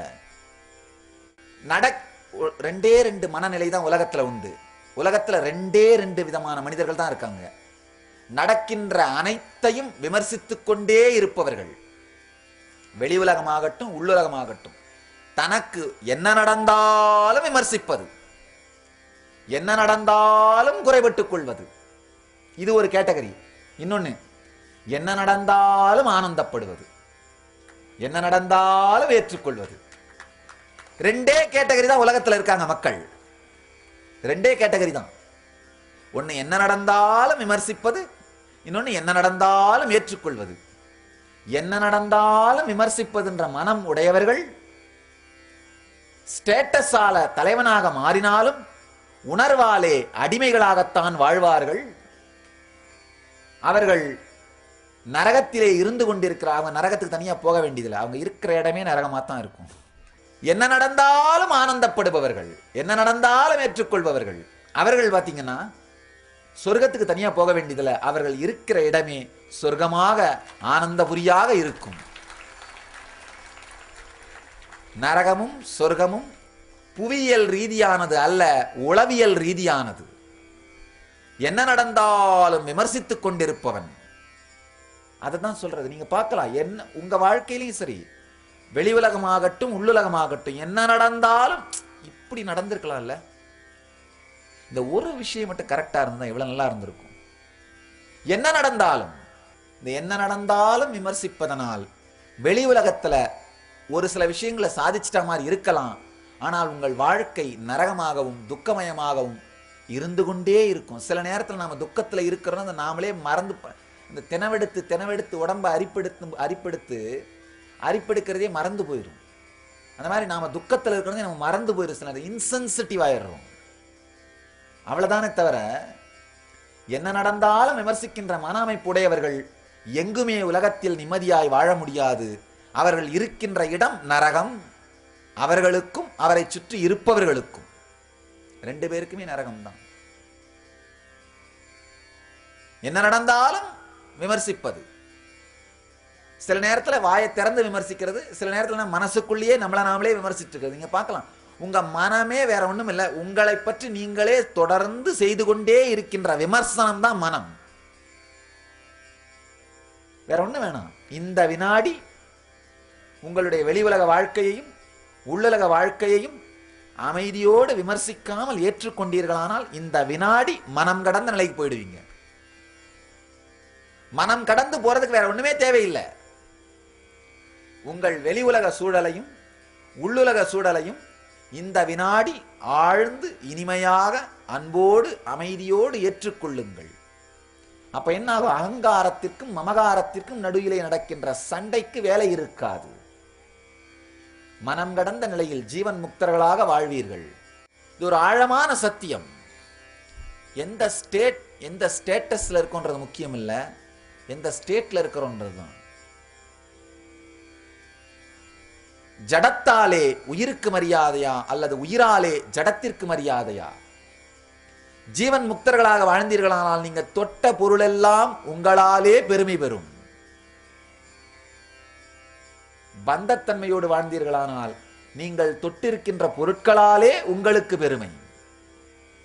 இந்த 2 விதமான வாழ்க்கை தான் உலகத்திலேயே, வேற ஒன்றும் கிடையாது. என்ன நடந்தாலும் இனிமையாக ஏற்றுக்கொண்டு ஆனந்தப்பட்டு வாழ்கின்ற மனிதனைத்தான் சிவத்துவத்தில் வாழ்பவர்கள்னு சொல்றோம். சிவம் அப்படிங்கிற வார்த்தைக்கு என்ன அர்த்தம்னா, ஆழமா புரிஞ்சுங்க. சிவம்ங்கிற வார்த்தைக்கு சம்ஸ்கிருதத்தில் அர்த்தம் என்னன்னா, காரணம் இல்லாத மங்களத்தன்மை. எக்ஸாக்டா இங்கிலீஷ்ல டிரான்ஸ்லேட் பண்ணா காஸ்ட்லெஸ் ஆஸ்பீஷியஸ்னஸ்னு சொல்லுவோம். காரணமில்லாத மங்களத்தன்மை. என்ன நடந்தாலும் வாழ்க்கை ஒரு காரணமில்லாத மங்களத்தன்மை அப்படின்னு புரிஞ்சுக்கிறது. நல்லா புரிஞ்சுக்கோங்க. நம்ம கேட்கலாம், எப்படி சாமி என்ன நடந்தாலும் மங்களத்தன்மை தானே ஏத்துக்க முடியும்? வியாதிய மங்களம்னு சொல்ல முடியுமா? இல்ல மரணத்தை மங்களம்னு சொல்ல முடியுமா? என்ன சாமி நீங்க எல்லாமே மங்களம் மங்களம்னு மங்களம் பாடுறீங்களே? ஆழமாக புரிந்து கொள்ளுங்கள். நம்முடைய வாழ்க்கையிலே நடக்கின்ற ஒவ்வொரு நிகழ்ச்சியும் நமக்கு மிக ஆழமான பாடத்தை கற்றுத் தருவதன் மூலமாக நம்முடன் நமக்கு ஏதோ ஒரு சாரத்தை சேர்க்கின்றது. ஒரு ஜூஸ் ஆட் பண்ணிட்டு தான் போகுது. ஒரு உதாரணத்துக்கு, பணக்காரராக இருந்து ஏதோ ஒரு வியாபாரத்தின் மூலமாக பணத்தை இழந்து விட்டீர்களானாலும் கூட அந்த வியாபாரத்தில் நடந்த அனுபவம்ங்கிற ஜூஸ் சாரம் உங்க பர்சனாலிட்டியோட சேர்ந்துருது. அப்ப நேச்சுரலா இதற்கு பிறகு எப்படி அந்த பிழைகளை இழைக்காமல் வாழ்வதுங்கிற அறிவு உங்களுடைய பாகமாக மாறிவிட்டு இருக்கின்றது. அதனால இந்த அறிவுக்கான விலைதான் நஷ்டம், இழப்பு. ஆழமா பாருங்க. இந்த மாதிரி ஒவ்வொரு நிகழ்ச்சியையும் பாருங்கள். உங்களுக்கு வருகின்ற வியாதிகள் கூட பல நேரத்தில் உங்களுக்கு மிகவும் தேவையான மனத்தெளிவையும் அமைதியையும் தந்துவிட்டு சென்றுவிடும். நம்ம வாழ்க்கையில எவ்வளவு தேடினாலும் கிடைக்காத மிகப்பெரிய புரிந்து கொள்ளுதல், மிகப்பெரிய உணர்வு மாற்றம், மிகப்பெரிய மனமாற்றம், மிகப்பெரிய தெளிவு வியாதிகள் தந்துவிட்டு சென்றுவிடும். இதுக்கெல்லாம் அப்பாற்பட்டு மரணம். ஆழமா புரிஞ்சுங்க. மரணம்னா என்னன்னா, உங்களால ரிப்பேர் பண்ண முடியாத அளவுக்கு வடுக்களை, துக்கங்களை மனதிலும் வியாதிகளை உடலிலும் தாங்க துவங்கும் பொழுது நீங்க வேற ஒரு உடம்பு மனசும் ரெடி பண்ணிக்கலாம்னு சொல்லிட்டு பழச விட்டுட்டு போறதுதான் மரணம். நல்லா ஆழமா புரிஞ்சுக்குங்க. ஒரு விதத்துல பாத்தீங்கன்னா உங்களுடைய எல்லா துக்கத்துக்கும் எது காரணம்? உடலும் உடல் சார்ந்த பொறுப்புகளும். உடலும் உடல் சார்ந்த பொறுப்புகள். உடல், உடலால வர்ற உறவுகள், மற்ற பொறுப்புகள், மீதி எல்லாம். இதுதான் நம்ம எல்லா துக்கத்துக்கும் காரணம். இதனாலே நம்முடைய மனசுக்குள்ள ஏகப்பட்ட காயங்கள், அதாவது பல மாற்ற முடியாத, ஆற்றிக்கொள்ள முடியாத காயங்களை உருவாக்கி வச்சிருப்போம். உடம்புலையும் மனசுலையும் மாற்ற முடியாத, ஆற்றிக்கொள்ள முடியாத காயங்களை உடம்புலையும் மனசுலையும் உருவாக்கிட்டோம்னா சரி, இதனால ஏற்படுற இந்த பந்தங்கள், துக்கங்கள் இதை தாண்டி செல்லலாம் அப்படின்னு சொல்லி வாழும் ஞானி பரமஹம்ச நித்யானந்தர் வழங்கும் கல்பத்தரு முழுநாள் தியான அனுபவ முகாம். கல்பத்தருவில் நீங்கள் பெறும் உடல் நலம். வாழும் ஞானியிடம் நீங்கள் பெறும் தீட்சை உங்களின் உடலிற்கும் மனதிற்கும் சக்தியளித்து குணமளிக்கின்றது.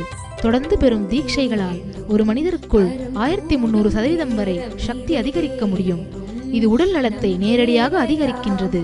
தொடர்ந்து 21 நாட்கள் எடுத்துக்கொள்ளும் தீட்சை மேற்சொன்ன சக்தி மாற்றங்களை உங்களுக்குள் நிலையான அனுபவமாக மாற்றுகின்றது.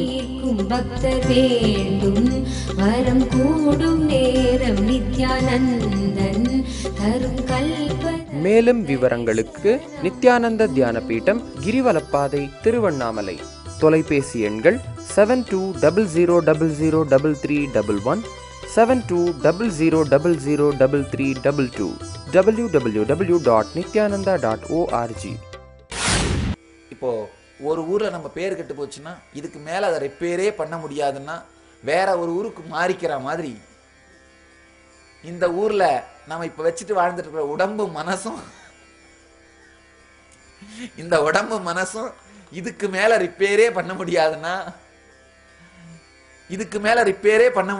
உடனே என்ன பண்றது? இதை தூக்கி போட்டுட்டு நாம ஊர் மாறுகின்றோம் இல்லையா? அந்த ஊர் மாறுவதைத்தான் மரணம்னு சொல்றோம். இர்ரிப்பேரபிளா நம்முடைய உடம்பு மனசும் டயர்ட் ஆயிடும் பொழுது அதை விட்டுட்டு நாம மாத்துறது தான் மரணம் அப்படின்னு ஆழமா புரிந்து கொள்ளுங்கள். மரணம் கூட நமக்கு மிகப்பெரிய சுதந்திரம். ஆழமாக புரிந்து கொண்டீர்களானால் மரணம் கூட மிகப்பெரிய சுதந்திரம். நல்லா தெரிஞ்சுக்குங்க. ஒரு பக்தர் என்கிட்ட வந்தாரு, சாமி எப்படியாவது எனக்கு ஒரு ஆசீர்வாதம் பண்ணி என்னுடைய முற்பிறவி ஞாபகம் எனக்கு வரா மாதிரி ஆசீர்வாதம் பண்ணுங்க சாமின்னு கேட்டார். நான் சொன்னேன், அப்பா உன் வயசு என்னன்னு கேட்டேன். அவர் சொன்னார் 38 சாமி அப்படின்னா. இந்த 38 வருஷமா நடந்த எல்லா நிகழ்ச்சிகளும் உன் மனசுக்குள்ள இருந்தா நீ என்ன ஆவன்னு கேட்டேன். பைத்தியம் முடிச்சிடும் சாமி அப்படின்னாரு. இந்த 38 வருஷ நினைவுகளே உனக்கு இவ்வளோ துக்கத்தை கொடுக்குது, அதை மறக்கத்தான் தியானம் பண்ணணும்னு நினைச்சு வந்த. இன்னும் ஒரு 60-70 வருஷம் பூர்வ ஜென்ம ஞாபகம் வந்தா நீ என்ன ஆவ? ஆழமா புரிஞ்சுக்கோங்க. அவர்கிட்ட நான் கேட்டேன், ஏன்பா வந்த அப்படின்னு. மனசை நிம்மதியா இல்ல தியானம் பண்ண வந்த சாமினார். உன் நிம்மதி இல்லாம காரணம் என்ன இருக்கு? காரணம் என்னன்னு கேட்டேன். இந்த கடந்த கால நினைவுகள் தான் சாமினார். 38 வயசு கடந்த கால நினைவுகள் மட்டும்தான் உங்க வாழ்க்கையில உங்க மனசுக்குள்ள வருதுப்பா. அதுவே மனசு நிம்மதி இல்லாம தியானம் பண்ண வந்திருக்கீங்க. இன்னும் ஒரு பூர்வ ஜென்மம் 70 வருஷம் நினைவுகள், அப்ப 108 வருஷம் நினைவுகள் உங்க மனசுக்குள்ள ஓட ஆரம்பிச்சுன்னா என்ன ஆவீங்க? அவர் சொன்னாரு, பைத்தியம் முடிச்சிடும் சாமி அப்படின்னாரு. கவலைப்படாதீங்க, 2வது தரம் பிடிக்காது அப்படின்னு. அதுதான் உண்மை. அதனால் அப்படின்னா மறதி கூட இறைவன் தந்த வரம். ஆழமாக புரிந்து கொள்ளுங்கள். மறதி கூட இறைவன் தந்த வரம். பூர்வ ஜென்ம நினைவுகள் நமக்கு வராமல் இருக்கின்ற மறதி கூட இறைவன் தந்த வரம். நம்முடைய வேதாந்தத்துல இறைவனுடைய வேலைகள் 5ன்னு சொல்வார்கள். உருவாக்குதல், சிருஷ்டி, காப்பாற்றுதல், ஸ்திதி, அழித்தல், சம்ஹாரம், மறைத்தல், துரோதானம், அருளல், அனுக்கிரகம். 5 வேலை. அதாவது உருவாக்குதல், காப்பாற்றுதல், அழித்தல், மறைத்தல், அருளல். நான் நினைச்சேன், உருவாக்குறது கடவுள் வேலை, காப்பாற்றுறது அவர் வேலை, அழிக்கிறது அவர் வேலை. அழித்தலாம் நல்லா புரிஞ்சுக்கோங்க, ரீஜுவனேட் பண்றது, புது புது விஷயங்கள் நடப்பதற்கான இடத்தை உருவாக்குறது, அதான் அழிக்கிறது, வேற ஒன்றும் கிடையாது. ஒரு அணுவை அழிச்சா தான் அது இன்னொரு விஷயமா மாற முடியும். அந்த சக்தி மாற்றம், உருமாற்றம் தான் அழித்தல்னு சொல்றது. அது அழித்தல் கடவுள் அதான் செஞ்சாகணும், ஓகே உண்மை. அருளல் அதுவும் அவர் தான் செஞ்சாகணும். இந்த மறைத்தல் ஏன் செய்யறார் காரணம் இல்லாம அப்படின்னு நினைச்சேன் நான். ஆனா இதை ஆழ்ந்து பார்த்தால் புரிந்து கொள்ளலாம். நாம் மறைத்தல் என்கின்ற மறதி கூட காரணத்தோடு நம் மீது செய்யப்படுகின்ற அருள்தான். ஏன்னா எல்லாவற்றையும் நினைவில் வச்சிருந்தோம்னா வாழ முடியாது. அதுக்கப்புறம் அவர்கிட்ட கேட்டேன், உங்களுடைய பூர்வ ஜென்ம நினைவு வரணுமா அப்படின்னு கேட்டேன். சாமி இந்த ஜென்ம நினைவெல்லாம் கூட அழிக்கிறது ஏதாவது பண்ண முடிஞ்சா பண்ணுங்க சாமின்னாரு. எப்பெல்லாம் நல்லா புரிஞ்சுக்கோங்க, உங்களுடைய தினசரி வாழ்க்கையிலே இதுக்கு மேல உங்க மனசை உபயோகம் பண்ண முடியாத அளவுக்கு மனசு டயர்டானா நீங்க எடுத்துக்கிற ஓய்வு தான் தூக்கம். அதே மாதிரி உங்கள் வாழ்க்கையிலே இதுக்கு மேல உங்க மனசை யூஸ் பண்ண முடியாது நீங்க நினைக்கும் பொழுது எடுத்துக்கிற ஓய்வு தான் மரணம். அதுதான் மரணம். தினசரி வாழ்க்கையில் நீங்கள் எடுத்துக்கொள்ளுகின்ற ஓய்வு தூக்கம்.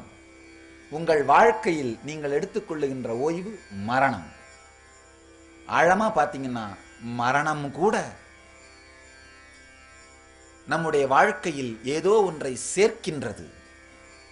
மரணம் கூட நம்முடைய வாழ்க்கையில் ஏதோ ஒரு ரசத்தை அதிகரிக்கின்றது. எல்லா செயலுமே, எல்லா நடவடிக்கையுமே, எல்லா நிகழ்ச்சியுமே நம்முடைய வாழ்க்கையில் ஏதோ ஒன்றை சேர்த்து கொண்டே இருக்கிறது எனும் பொழுது ஏதோ ஒரு ஞானத்தை சேர்த்துக்கிட்டே இருக்கு. நல்லா புரிஞ்சுக்கோங்க. எல்லா செயலுமே, எல்லா நிகழ்ச்சியுமே, எல்லாமே நம்முடைய வாழ்க்கையில் ஏதோ ஒன்றை சேர்த்து கொண்டே இருக்கிறது அப்படின்னும் பொழுது அப்புறம் எப்படி அந்த நிகழ்ச்சி நம்முடைய வாழ்க்கையில துக்கமா இருக்க முடியும்? மங்களமாகத்தான் இருக்க முடியும். அதனால நடக்கின்ற எல்லாவற்றிலும் ஆழமாக புரிந்து கொள்ளுங்கள். நடக்கின்ற எல்லாவற்றிலும் நமக்குள் எது இணைக்கப்படுகின்றதோ அதை பார்த்து வாழும் பொழுது வாழ்க்கையே மங்களமானது என்று நாம் ஆழமாக புரிந்து கொள்வோம். இந்த மாதிரி வாழ்க்கை நடக்கின்ற எல்லாமே மங்களமயமானதுதான் அப்படின்னு நினைக்கிறவர்களைத்தான் சிவத்தன்மையில் வாழ்கிறவர்கள் அப்படின்னு சொல்றோம். சிவம்னா என்னன்னா காரணமில்லாத மங்களத்தன்மை. நல்லா புரிஞ்சுக்கோங்க. சில பேர் என்கிட்ட வந்து சொல்றது உண்டு, இல்ல சாமி என் வாழ்க்கை அவ்வளோலாம் மங்களமா இல்லை. சில பேர் இல்லை, யாரை வேணா கேளுங்க உங்க வாழ்க்கை எப்படின்னு. யாரை வேணுமானா உங்க வாழ்க்கை எப்படின்னு கேளுங்க. எடுத்த உடனே அவங்க ஆரம்பிக்கிற முதல் வார்த்தை என்னன்னா, என்ன மாதிரி கஷ்டப்பட்டவங்க உலகத்துல யாருமே கிடையாது சாமி. என் அளவுக்கு கஷ்டப்பட்டவங்க உலகத்துல யாருமே கிடையாது. அதுல கூட டாப் லீடிங், அதுலயும் டாப்ல தான் இருந்தாகணும். என் கஷ்டம் என் எதிரி கூட வரக்கூடாது சாமி. என் கஷ்டம் வேற யாராவது பட்டிருந்தாங்கன்னா எப்பவோ பைத்தியம் முடிச்சிருக்கும். நமக்கு பிடிக்காத மாதிரி. எல்லாருமே நம்ம வாழ்க்கையுடைய அறிமுகமாக இன்ட்ரோடக்ஷனா இதைத்தான் கொடுக்கிறோம் கிடையாது. ஆழ்ந்து பாருங்கள். நம்ம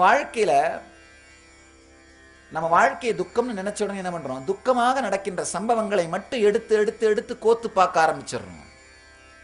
ஒரு தடவை வாழ்க்கையை துக்கம்னு முடிவு பண்ணிட்டோம்னா நமக்கு துக்கமான சம்பவங்களை மட்டுமே எடுத்து கோத்து பார்க்கிற மனநிலை வந்துருது. அதுக்கப்புறம் ஒரு சுகமான இனிமையான விஷயங்கள் நடந்தா கூட இது எவ்வளவு நேரம் இருக்குன்னு யாருக்கு தெரியும்? வெயிட் பண்ணுப்பா, ரொம்ப குதிக்காத, ரொம்ப ஆடாத. நம்மை நாமே துக்கத்தை நோக்கி, துக்கத்திற்காகவே, துக்கத்தை எதிர்பார்க்கின்ற மனநிலையோடைய துக்கத்துக்காகவே காத்து கொண்டிருக்கின்றோம். துக்கம் வரும்பொழுது இப்ப கரெக்டா இருக்கு, லைஃப் இப்படித்தான் இருக்கும் தெரியும்பா.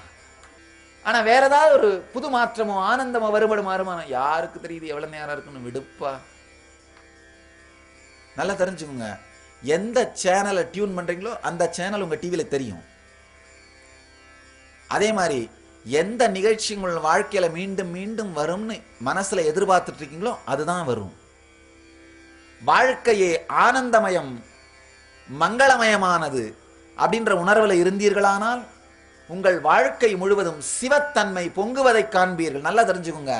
உங்களை கஷ்டப்படுத்தி இந்த பிரபஞ்ச சக்திக்கு நடக்க வேண்டியது எதுவுமே இல்லை. God is not a sadist. Existence is not a sadist. உங்களை துக்கப்படுத்தி அடைந்து கொள்ளப்பட வேண்டிய விஷயம் இந்த பிரபஞ்சத்திற்கு எதுவுமே இல்லை. நீங்கள் மலர்வதற்காக இங்கு உருவாகி இருக்கிறீர்கள். உங்கள் மூலமாக பிரபஞ்சம் தன்னை பூர்த்தி செய்து கொள்ளுகின்றது. உங்கள் மூலமாக இறைவன் தன்னுடைய லீலையை நடத்தி கொள்ளுகின்றான். ஆழமா புரிஞ்சுக்க வேண்டிய சத்தியம் இது. நீங்கள் விபத்தாக இங்கு வரவில்லை, ஒரு மிக அருமையான அதிசயமாக நீங்கள் பூத்திருக்கின்றீர்கள். அதாவது விபத்து அதிசயம் ரெண்டுமே எதிர்பாராதுதான், ரெண்டுமே எதிர்பார்க்காம நடக்கிறது தான்.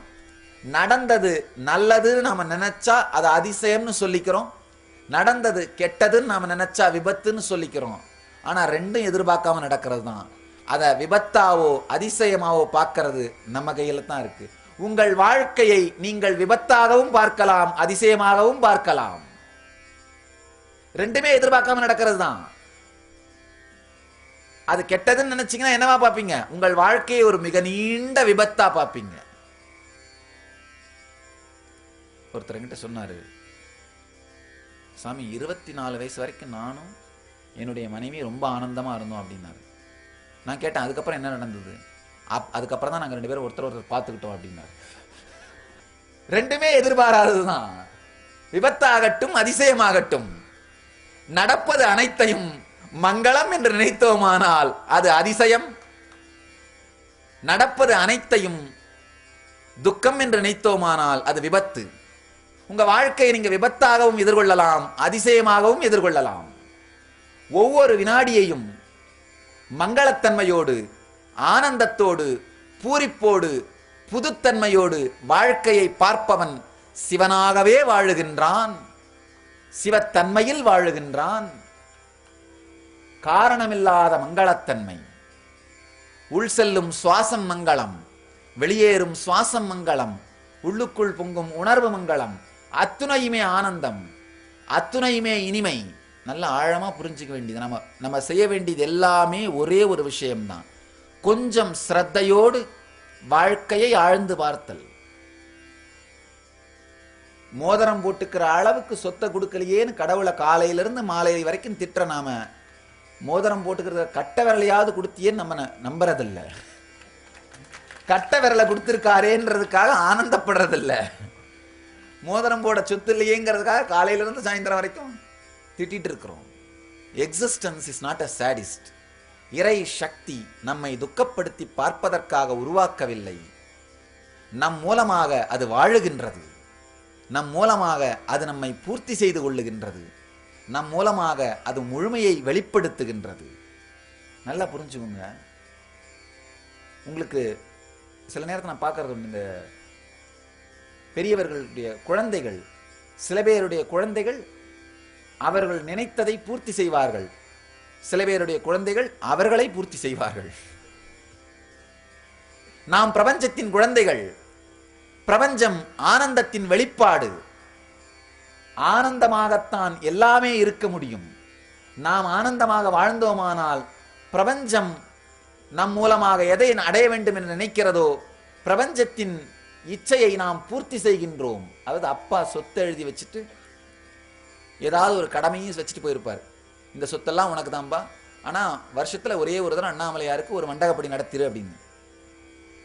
அந்த கடமையை செய்தோமானால் சொத்தை அனுபவிப்பதற்கான தகுதி நமக்கு உண்டு. ஆனா அந்த கடமையை செய்யலைன்னா சொத்தை அனுபவிப்பதற்கான தார்மீகமான தகுதி நமக்கு கிடையாது. இந்த பிரபஞ்சம் கடவுள் நமக்கு அளித்த சொத்து. அவர் நமக்கு இட்டிருக்கின்ற கட்டளை ஆனந்தமாக வாழுங்கள், ஆனந்தமாக வாழுங்கள் என்கின்ற அவருடைய வில். அவர் கொடுத்த பொறுப்பை, ஜீவன் முக்தர்களாக வாழுங்கள் என்று அவர் கொடுத்த பொறுப்பை வாழ்வோமானால் இந்த பிரபஞ்சத்தை அனுபவிப்பதற்கான சுதந்திரம், தார்மீகமான உரிமை நமக்கு உண்டு. ஆனா அவர் சொன்ன மாதிரி ஜீவன் முக்தர்களாக நாம் வாழவில்லை என்றால் அவர் கொடுத்த இந்த சொத்தை அனுபவிப்பதற்கான எந்த விதமான தார்மீக உரிமையும் நமக்கு இல்லை. ஆழமாக ஆழ்ந்து இந்த சத்தியங்களுக்குள் பார்த்தீர்களானால் அடிப்படையாக சில விஷயங்கள் புரியும். வாழ்க்கை ஜீவன் முக்தனாக வாழ்வதற்காக அளிக்கப்பட்டது. அது வாழாமல், அவ்வாறு வாழாமல் நமக்கு இருக்கின்ற பிரச்சனைக்கான காரணம் இந்த அகங்காரத்திற்கும் மமகாரத்திற்கும், வெளியில நாம காமிக்கிற பர்சனாலிட்டிக்கும் உள்ள நாம வச்சிருக்கிற பர்சனாலிட்டிக்கு நடுவில் நடக்கிற சண்டை. இந்த சண்டைக்கு காரணம் எதை எடுத்தாலும் விமர்சித்துக் கொண்டே இருக்கின்ற மன அமைப்பு. இந்த மன அமைப்பு மாற வேண்டுமானால் எல்லாவற்றையும் ஏற்றுக்கொண்டு ஒவ்வொரு விஷயத்தின் மூலமாகவும் நமக்குள்ளே சேர்க்கப்படும் சாரத்தை கண்டு ரசிக்க தெரிந்து கொள்ளுங்கள். ஒவ்வொன்றின் மூலமாகவும் நமக்குள் ஏதோ ஒரு சாரம் சேர்த்து கொண்டே இருக்கப்படுகிறது, ஏதோ ஒரு ரசம் அழித்து கொண்டே இருக்கப்படுகிறது. நம்ம வாழ்க்கையில கோத்ரூ பண்ற ஒவ்வொரு ஸ்டெப்புமே, ஒவ்வொரு படியுமே ஏதோ ஒரு விஷயத்தை நமக்குள் இணைத்து விட்டு செல்கின்றது, ஏதோ ஒரு விஷயத்தை நமக்குள் மலர வைத்து விட்டு செல்லுகின்றது, ஏதோ ஒரு புரிந்து கொள்ளுதலை நம்முடைய வாழ்க்கையின் பாகமாக மாற்றிவிட்டு செல்லுகின்றது. இதை நாம் பார்க்க தெரிந்து கொண்டோமானால் வாழ்க்கையே மங்களம், மங்களத்திலிருந்து பொங்கி மங்களத்தன்மையாக வெளிப்படுகின்ற சத்தியம் என்பது புரியும். சிவத்தன்மை, சிவத்தன்மையில் வாழ்வதுதான் அருணாச்சலம் எனும் ஆனந்த சக்தியை உணர்வதற்கு ஆன அடிப்படையான தேவை. வழிபடுவது தவறல்ல. உணராமல் வழிபடுவோமானால் அது சடங்காக மாறி, சடங்காக மாறுவது மட்டுமல்லாமல் சில நேரத்திலே வெறுமனே நேரத்தை வீணடிக்கும் செயலாக கூட மாறிவிடுகின்றது. உணராமல் வழிபாடு செஞ்சோம்னா அது பெருமைக்கான ஒரு விஷயமாக கூட சில நேரத்தில் மாறிடுது. ஒரு மதிப்புக்கான விஷயமா கூட சில நேரத்தில் மாறிடுது. உணர்ந்து செய்யும் பொழுது மட்டும்தான் வாழ்க்கையின் சத்தியம் புரிபட துவங்குகிறது. அதாவது எல்லா ஆன்மீக குழுக்கள், இயக்கங்கள், மதங்கள் எல்லாத்திலையுமே 3 பாகம் உண்டு. ஒன்று இறுதியான சத்தியங்கள், இன்னொன்று அதை வாழ்க்கையில நடைமுறைப்படுத்துறதுக்கான செயல்கள். இறுதியான சத்தியங்கள் அப்படின்னா என்னன்னா, ஆன்மா, நாம் எல்லாரும் பரம்பொருளின் வடிவங்கள், இறுதியான சத்தியங்கள். நம்ம இந்து தர்மத்திலே உபனிஷதங்களை அந்த இறுதியான சத்தியங்கள்னு சொல்லுவோம்.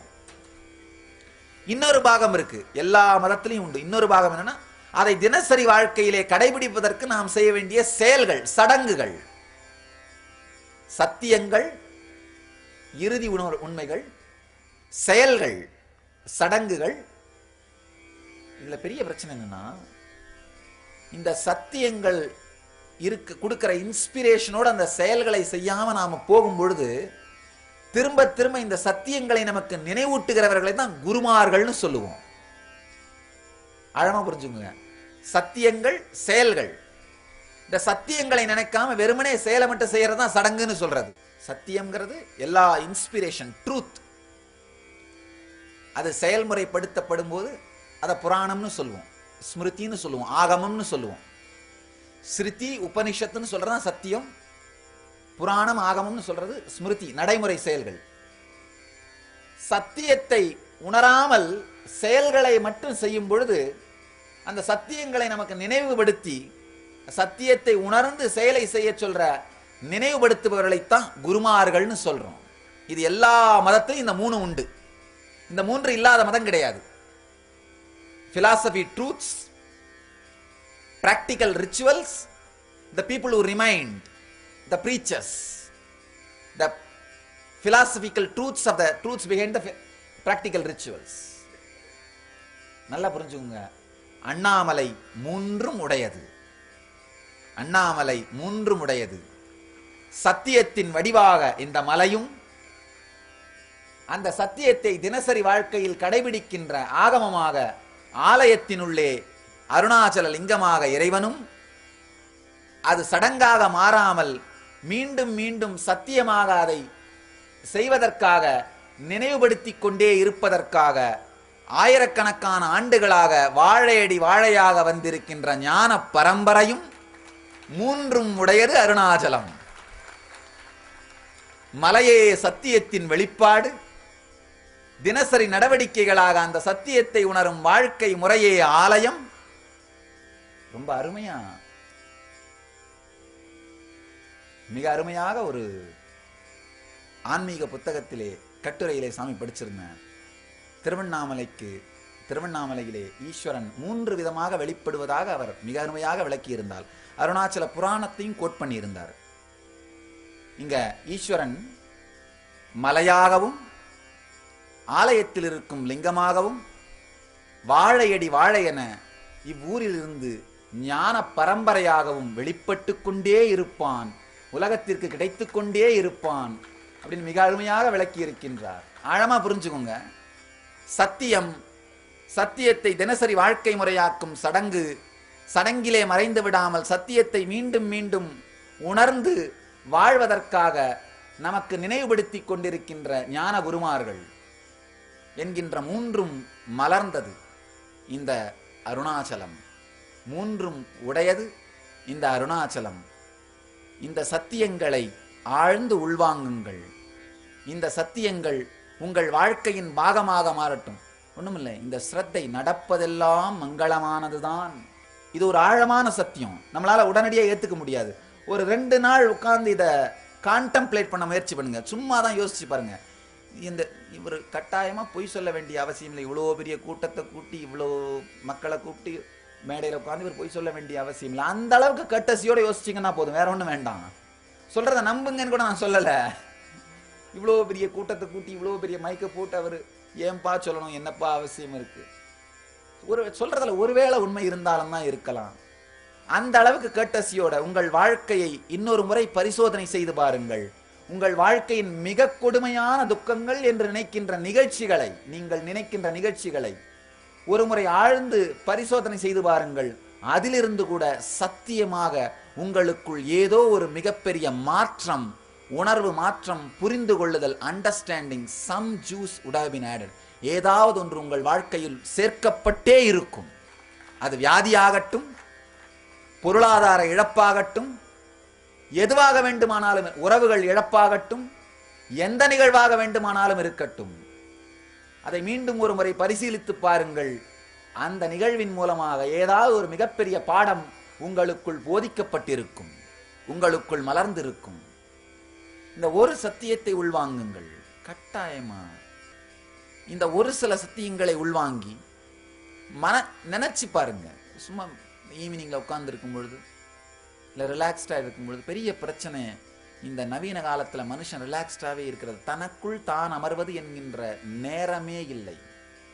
மனிதனுக்கு இழைக்கப்பட்ட மிகப்பெரிய கொடுமை என்னன்னா, தான் தனக்குள் நிம்மதியாக அமர்ந்து சிந்திப்பதற்கான நேரமில்லாத உலகத்திலே அவன் வாழ்ந்து கொண்டிருப்பது. இந்த 21st century தான் மிக கொடுமையான நரகம். Civilization is facing a worst space. Understand? We have a best place. பிளேஸை பொறுத்த வரைக்கும், இன்ஃப்ராஸ்ட்ரக்சரை பொறுத்த வரைக்கும் நம்ம பெஸ்ட் பிளேஸா மாத்திட்டோம். ரொம்ப டெவலப் பண்ணிட்டோம். டேம்ஸ் என்ன, ரோட்ஸ் என்ன, பிரிட்ஜஸ் என்ன, இன்ஃப்ராஸ்ட்ரக்சரை பொறுத்த வரைக்கும் ரொம்ப டெவலப் பண்ணிட்டோம். ஆனா பீப்புள் ஆர் ஆல் டிப்ரெஸ்ட். மனிதர்கள் மன அழுத்தத்திலே இருக்கிறார்கள், துக்கத்திலே இருக்கிறார்கள். சில 100 ஆண்டுகளுக்கு முன்பு இவ்வளவு பெரிய இன்ஃப்ராஸ்ட்ரக்சர் எல்லாம் இருந்திருக்கலாம். ஆனா மனிதர்கள் ஆனந்தத்திலே வாழ்ந்தார்கள். தனக்குள்ளே அவர்களாலே அமர முடிந்தது. மனிதனுக்கு இழைக்கப்பட்ட மிகப்பெரிய கொடுமை என்னன்னா, உலகத்திலே நடந்திருக்கிற மிகப்பெரிய கொடுமை 21வது நூற்றாண்டுல HIV கூட இல்லை. நல்லா புரிஞ்சுக்கோங்க. கேன்சர் இல்லை. அதெல்லாம் கூட 2வது தரமான, அதெல்லாம் கொடுமைகள், 2வது தரமான கொடுமைகள் தான். தீவிரவாதம் கூட இல்லை, அது கூட 2வது தரமான கொடுமை தான். முதல் தரமான மிகப்பெரிய கொடுமை என்னன்னா, தனக்குள்ளே தான் அமருகின்ற அளவிற்கு, தனக்குள்ளே தான் நிம்மதியாக இருக்கின்ற அளவுக்கு மன அமைப்போ நேரமோ இல்லாத கொடுமையான சமூகத்திலே வாழ்ந்து கொண்டிருப்பது.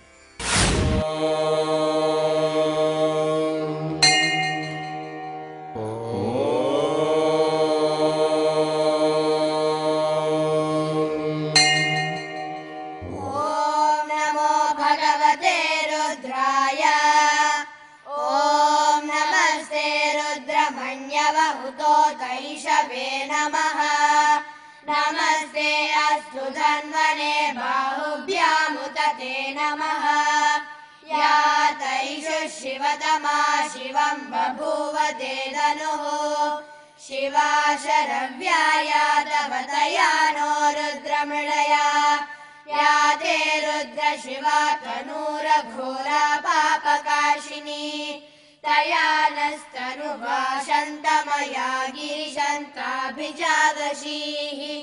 யா விஷம் கிரிசந்தா. உங்களுக்குள்ள நீங்க உட்கார்ந்து உங்களை பார்த்து கான்டெம்ப்ளேட் பண்ணி ரீஜுவேனேட் பண்ணி ஃப்ளவர் பண்ணிக்கிறதுக்கான வாய்ப்பே இல்லை. நீங்கள் உங்களை சுயபரிசோதனை செய்து கொள்வதற்கான வாய்ப்பே இல்லை. அமர்ந்து சிட் பேக் அண்ட் ரிலாக்ஸ்னு சொல்லுவோம். உட்கார்ந்து உங்களை திரும்பி பார்த்து நம்ம வாழ்க்கையை ஏதாவது டெவலப் பண்ணிக்கலாமா, வேற ஏதாவது மாத்திக்கலாமா அப்படின்னு நினைக்கிறதுக்கான நேரமே இல்லை. இதுதான் மனிதனுக்கு இழைக்கப்பட்டிருக்கின்ற மிகப்பெரிய கொடுமை. தன்னைத்தான் திரும்பி பார்க்க நேரமில்லாத வாழ்க்கை. ஏன்னா மீது எந்த பிரச்சனையிலிருந்து மனிதனை வெளியில எடுத்துட்டு வந்துட முடியும். ஆனா இந்த பிரச்சனையிலிருந்து வெளியில எடுத்துட்டு வரவே முடியாது. மீது எல்லா பிரச்சனைக்கும் இதுதான் காரணம்.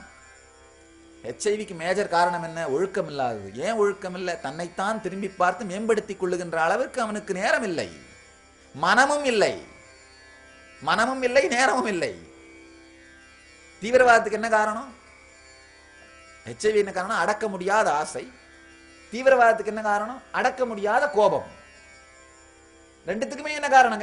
ஆதி காரணம் என்ன? அடக்க முடியாத ஆசையாக இருந்தாலும், அடக்க முடியாத கோபமாக இருந்தாலும், அடிப்படை காரணம் என்ன? தன்னைத்தான் திரும்பி பார்த்து மேம்படுத்திக் கொள்ள இயலாதது. அதனால தயவு செய்து அடுத்த 10 நாட்கள் யார் யாரெல்லாம் என்னை குருவாக நினைக்கிறீர்களோ அவர்களிடமிருந்து நான் கேட்கின்ற குரு தட்சிணை இது. அடுத்த 10 நாட்கள் உங்களுக்குள் திரும்பி பாருங்கள். உங்களிடம் நான் கேட்கின்ற குரு தட்சிணை இதுதான். 10 நாட்கள் திரும்பி பாருங்கள். அடுத்த 10 நாட்களை எப்படி வாழ்க்கை மங்களமயமாக இருக்க முடியும் என்று யோசித்து பாருங்கள். நம்ப வேண்டியதில்லை, யோசித்து பாருங்கள். யோசித்து பார்த்தால் போதுமானது. உங்களுக்குள் புது மன அமைப்பை உருவாக்க துவங்குவீர்கள். மொத்த இந்த சத்சங்கத்தினுடைய பிரசாதம் என்னன்னா, இப்ப கோயிலுக்கு போனா ஒரு பிரசாதம் வாங்கிட்டு வரோம் இல்லைங்களா, அந்த மாதிரி நீங்க இங்க வந்ததுக்கு, இந்த சத்சங்கத்திற்கு வந்ததுக்கான பிரசாதம் என்னன்னா, ஒரு புது மன அமைப்பை உங்களுக்குள் உருவாக்குவதற்கான விதையை எடுத்து சென்றீர்களானால் அதுதான் இங்கிருந்து நீங்கள் எடுத்து செல்லுகின்ற பிரசாதம். ஒரு முறை உங்களை திரும்பி பார்த்து ஒரே ஒரு விஷயங்கள், அதாவது உங்களை திரும்பி பார்த்தீங்கன்னா பல விஷயத்தை நீங்க மாத்திருவீங்க. உங்களுக்குள்ள திரும்பி பார்க்காம இருக்கிறதா பிரச்சனை. நீங்க பல விஷயத்தை மாத்தணுன்ற பேராசை கூட எனக்கு இல்லை. உங்களை நீங்கள் திரும்பி பார்த்து உங்கள் வாழ்க்கையில் ஒரே ஒரு விஷயத்தை மாற்றுவீர்களானாலும் கூட இந்த தியான சத் சங்கத்தின் பிரசாதம் உங்களுக்கு கிடைத்து விட்டது. நான் 32 ஆண்டுகள் வாழ்ந்து கற்றதை உங்களோடு பகிர்ந்து கொண்டதற்கான திருப்தியை அடைவேன். கற்ற திருப்தியையும் கற்றதை உங்களோடு பகிர்ந்து கொண்ட திருப்தியையும், வேற எதுவுமே இல்லை. மொத்த வாழ்க்கையின் சாரம் இதுதான். நீங்கள் ஜீவன் முக்தர்களாக வாழப் பிறந்தவர்கள். ஜீவன் முக்தி தான் வாழ்க்கையின் லட்சியம். உள் திரும்பி பார்க்க துவங்குங்கள். இந்த வினாடியிலிருந்து ஜீவன் முக்தி உங்களுக்குள் மலர் துவங்கிவிட்டது. அந்த உள்ள திரும்பி பார்க்கறதுக்கு ஆரம்பிக்கிறது தான் அந்த இன்ஸ்பிரேஷன், அந்த உத்வேகம் உங்களுக்கு வருவானால் இந்த நிகழ்ச்சிக்கு தீக்ஷைன்னு பேரு. அதுக்கு பேர் தான் தீக்ஷை. தீக்ஷை வேற ஒண்ணும் இல்லை. காதும் காது வச்ச மாதிரி எதையோ ஒரு துணியை போட்டு புரியாத ஒன்றை சொல்வது தீட்சை கிடையாது. புரியாத ஒன்று சொல்வது தீட்சை கிடையாது. உங்களுக்குள் உங்களை நீங்களே திரும்பி பார்ப்பதற்கான ஒரு இன்ஸ்பிரேஷன் இந்த வார்த்தைகள் மூலமாக உங்களுக்குள் மலருமானால் இப்பொழுது நடந்ததுதான் தீட்சை. நான் சொன்ன வார்த்தைகள் தான் மந்திரங்கள். இவைகளை உள்வாங்குவீர்களானால் தீட்சை நடந்து விட்டது. இதை உள்வாங்கலன்னா எத்துணை மந்திரம் ஜெபித்தாலும் எத்துணை வேறு சடங்குகள் செய்தாலும் நேரடியாக அது உங்கள் வாழ்க்கையை எந்த அளவுக்கு மாற்றும் என்று எனக்கு தெரியாது. வழிபடுவது மட்டும் செய்யறது எப்படின்னா, யாரோ ஒருத்தர் ஒரு டம்ளர் பாலை கொடுத்து இது ரொம்ப அருமையான விஷயம், பெரிய நல்லது, உடம்புக்கு நல்லதுன்னு சொன்னார்னா நீங்க அதை பூஜை ரூம்ல வச்சு தினம் மணி அடிச்சு கற்பூரம் காமிச்சிட்டு இருந்தா அதனுடைய பலன் உங்களுக்கு கிடைக்குமா? அதை குடிச்சு ஆனந்தப்படணும். அதனால் ஏற்படுகிற சக்தி உங்கள் உடலுக்குள்ளே பொங்க வேண்டும், மனதுக்குள்ளே பொங்க வேண்டும். அதே மாதிரிதான் அருணாச்சலம் அப்படிங்கிறது ஒரு பெரிய ஆனந்த சக்தி. வெறுமனே மணியடித்து கற்பூரம் காட்டுவதோடு மட்டுமல்லாமல், எப்ப மணியடித்து கற்பூரம் காட்டணும், அந்த தத்துவத்தை உணர்ந்து நமக்குள்ளே ஆனந்தம் பொங்கும் பொழுது, ஆஹா இவ்வளவு ஆனந்தத்தை அளிக்கின்றாயே அப்படின்னு மணியடிச்சு கற்பூரம் காட்டி அந்த நன்றி உணர்வினாலே வழிபாடு நடைபெற வேண்டும். வழிபட்டு பொங்குகின்ற ஆனந்தத்தாலே வழிபாடு நடக்க வேண்டும். அதுதான் சத்தியம். அதுதான் இனிமையான உண்மையான வழிபாடு. ஆழமான இந்த சத்தியங்களை புரிஞ்சுங்க. வாழ்க்கையோட மொத்த சாரமும் இவ்வளவுதான். வேற எதுவுமே வாழ்க்கையினுடைய சாரம் இல்லை. பல்வேறு விஷயங்கள் என்ன வேணா நம்ம தேடிட்டு இருக்கலாம். ஜீவன் முக்தி தான் வாழ்க்கையின் சாரம். இன்னொன்னு நாம கேட்கலாம், நான் ஜீவன் முக்தனானா என்னுடைய வேலையை விட்டுருவனா, என்னுடைய தொழிலை விட்டுருவனா, என்னுடைய இதில் விட்டுருவனா, நானும் உங்களை மாதிரியே சன்னியாசி ஆயிடுவேனா? நல்லா தெரிஞ்சுக்கோங்க, ஜீவன் முக்த தன்மைக்கும் சந்நியாசத்திற்கும் சம்பந்தம் இல்லை. ஜீவன் முக்தனாக ஒரு டாக்டர் இருக்கலாம், ஜீவன் முக்தனாக ஒரு பொறியாளர் இருக்கலாம், ஜீவன் முக்தனாக ஒரு சட்ட வல்லுநர் இருக்கலாம், ஜீவன் முக்தனாக யார் வேண்டுமானாலும் இருக்கலாம். எந்த பதவியில் இருப்பவர்களும் ஜீவன் முக்தனாக வாழ முடியும். ஜீவன் முக்த தன்மையில வாழும் பொழுது ஒரே ஒரு விஷயம் தான் நடக்கும். உங்க வேலையை விட்டுற மாட்டீங்க, உங்க சொத்தை விட்டுற மாட்டீங்க, உங்க உறவுகளை விட்டுற மாட்டீங்க, உங்க துக்கத்தை விட்டுருவீங்க. அவ்வளவுதான். இருப்பதை துறக்க வேண்டாம், இல்லாததை துறந்து விடுங்கள் போதும். இருக்கிறது எதையுமே துறக்க வேண்டாம். இருக்கிறதுனா உங்க சொத்து, உங்க பதவி, உங்க புகழ், உங்களுடைய உறவுகள், அதெல்லாம் எதுவுமே துறக்க வேண்டாம். உங்ககிட்ட இல்லாததை அணை வச்சு வாழ்ந்துட்டு இருக்கீங்க. அது என்ன? துக்கம், பயம், அச்சம். இருப்பதை துறந்தவன் சன்னியாசி, இல்லாததை துறந்தவன் ஜீவன் முக்தன். இல்லாதவளை துறந்து விடுங்கள் போதும், ஜீவன் முக்தர்களாக வாழுங்கள் போதும். இருப்பதை துறக்க வேண்டிய அவசியம் இல்லை, இல்லாததை துறந்து விடுங்கள். நம்ம கிட்ட இல்லாத பல விஷயங்கள் ஆனா பிடிச்சி பிடிச்சி வச்சு நம்ம வாழ்ந்துட்டு இருக்கிறோம். ஒண்ணு துக்கம், பயம், அச்சம், இல்லாத விஷயம். ஆனா என்ன பண்றோம்? அதை பிடிச்சு பிடிச்சு வச்சு வாழ்ந்துட்டு இருக்கிறோம். என்னைக்கோ ஒரு நாள் ஏதோ ஒண்ணு நடந்துருமோன்ற துக்கத்துல இன்னைக்கே வாழ்ந்துட்டு இருக்க ஆரம்பிச்சிடறோம். இன்னைக்கே வாழ்ந்துட்டு இருக்க ஆரம்பிச்சிடறோம். துக்கத்தினால் அரிப்பெடுத்த மனமும், அதனால் பொங்கி எழுந்த வேதனையினால் நிறைந்து போன உடலும் வைத்து வாழ்ந்தது போதும். இன்று பிறக்கட்டும் உங்களுக்குள் புது வாழ்க்கை, இன்று மலரட்டும் உங்களுக்குள் புது வாழ்க்கை. அருணாச்சலம் எனும் ஆனந்த சக்தி உங்களுக்குள் மலரட்டும். ஆழமா புரிஞ்சுங்க. அருணாச்சலம் எனும் ஆனந்த சக்தி நமக்குள் மலரட்டும்னா என்ன அர்த்தம்னா, இன்றிலிருந்து ஜீவன் முக்தர்களாக வாழத் துவங்குங்கள். ஒரே வழி என்னன்னா, என்ன நடந்தாலும் உங்கள் வாழ்க்கையில் நீங்கள் என்ன நடந்தாலும் அதை துக்கம்னு முத்திரை குத்தி ஓரமா எடுத்து போடாதீங்க. துக்கம்னு முத்திரை குத்தி ஓரமா எடுத்து போட்டீங்கன்னா அது என்ன சொல்ல வருதுன்னு நீங்க பார்க்க மாட்டீங்க. ஒருத்தரை விரோதின்னு முடிவு பண்ணிட்டீங்கன்னா அவங்க என்ன சொல்றாங்கன்னு கேட்பீங்களா? நல்லா புரிஞ்சுங்க. ஒருத்தர்கிட்ட வந்து சொன்னாரு, சாமி 20 வருஷமா நானும் என் மனைவி சண்டை போட்டுட்டே இருக்கிறோம் சாமி அப்படின்னாரு. நான் சொன்னேன், ஒரு தரமாவது நீங்க அவங்க சொல்றதை கேட்டிருக்கீங்களான்னு கேட்டேன். இல்ல சாமி, அவங்க பேசும்போதே நான் பதில் பேச ரெடி ஆயிடுவேன் அப்படின்னாரு. நல்லா புரிஞ்சுக்கோங்க. முதல் ஒரு 2-3 மாசம் மட்டும்தான் உங்க கணவன் என்ன சொல்றாருன்னு மனைவி கேட்கறாங்க, மனைவி என்ன சொல்றாருன்னு கணவன் கேட்கறாங்க. அதுக்கப்புறம் ஒருத்தரை பத்தி ஒருத்தர் ஒரு கருத்தை ரெடி பண்ணி வச்சுட்டாங்கன்னா ஒருத்தருமே ஒருத்தர் இன்னொருத்தர் சொல்றதை கேட்கறது இல்லை. அவங்க பேச ஆரம்பிக்கிறது முன்னாடி நம்ம பதில் ரெடி பண்ண ஆரம்பிச்சிடறோம். அப்படின்னா அவர்கள் சொல்வதை நாம் கேட்கறதே இல்லை. ஒருத்தரை பத்தி ஒரு கருத்தை ரெடி பண்ணிட்டீங்கன்னா, தயார் பண்ணிட்டீங்கன்னா, ஒருத்தரை விரோதின்னு முடிவு பண்ணிட்டீங்கன்னா அவங்க சொல்றதை நீங்க கேட்கறதே இல்லை. அவங்க சொல்றத ஆழ்ந்து பார்க்கறதே இல்லை. உங்க வாழ்க்கையை நீங்க விரோதின்னு முடிவு பண்ணிட்டீங்க, துக்கமயமானதுன்னு முடிவு பண்ணிட்டீங்க. அப்ப உங்க வாழ்க்கை எடுத்து வருகின்ற பாடங்களை எவ்வாறு கேட்பீர்கள்? உங்கள் வாழ்க்கை எடுத்து வருகின்ற சொற்களை எவ்வாறு பார்ப்பீர்கள்? அதை விட்டு வாழ்க்கை ஆனந்தமயமானது, வாழ்க்கையை ஆழ்ந்து பார்க்க துவங்குங்கள். வாழ்க்கையை ஆழ்ந்து பார்ப்பதைத்தான் ஜீவன் முக்தின்னு சொல்றேன். வாழும் பொழுதே முக்தனாக வாழுதல், வாழும் பொழுதே பந்தமில்லாதவனாக வாழுதல். இந்த நாடே, நல்ல ஆழமா புரிஞ்சுங்க, இந்த நாடே ஜீவன் முக்தி என்கின்ற ஒரு லட்சியத்தின் மீது உருவாக்கப்பட்ட நாடு. ஒரே ஒரு லட்சியத்தின் மீது உருவாக்கப்பட்ட நாடு. ஆழமா புரிஞ்சுக்கோங்க. இன்னும் நமது நாடு தார்மீகமா இருக்குன்னா, மேலை நாடுகள்ல, டெவலப்டு கண்ட்ரீஸ்ல போலீஸ் ஸ்டேஷன் இல்லாத கவுண்டி இருக்காது. கவுண்டினா கிராமம் இருக்காது. நம்ம நாட்டில் 4,60,60,000 கிராமம் இருக்கு. ஆனா மொத்தமே 16,000 போலீஸ் ஸ்டேஷன் தான் இருக்கு. 4,60,60,000 கிராமங்கள், 14,000 போலீஸ் ஸ்டேஷன், 16,000 போலீஸ் ஸ்டேஷன் தான் இருக்கு. நல்லா புரிஞ்சுக்கோங்க. நம்ம நாடு வெறும் லா என்ஃபோர்ஸ்மெண்ட் டிபார்ட்மெண்டால இல்ல, தர்மா என்ஃபோர்ஸ்மெண்ட் டிபார்ட்மெண்டால இருக்கு. மகா ருத்ரஹோமம் மற்றும் ருத்ராபிஷேகம். ருத்ரர் என்றால் பாவங்களிலிருந்தும் துக்கங்களிலிருந்தும் விடுவிப்பவர் என்று பொருள். சிவபெருமானே ருத்ரர் எனப்படும் புதுப்பிக்கும் கடவுளாக அருளுகின்றார். வேதங்களின் மத்தியில் இந்த ருத்ரம் அமைந்துள்ளது. பஞ்சபூதங்களில் ஒன்று அக்னி.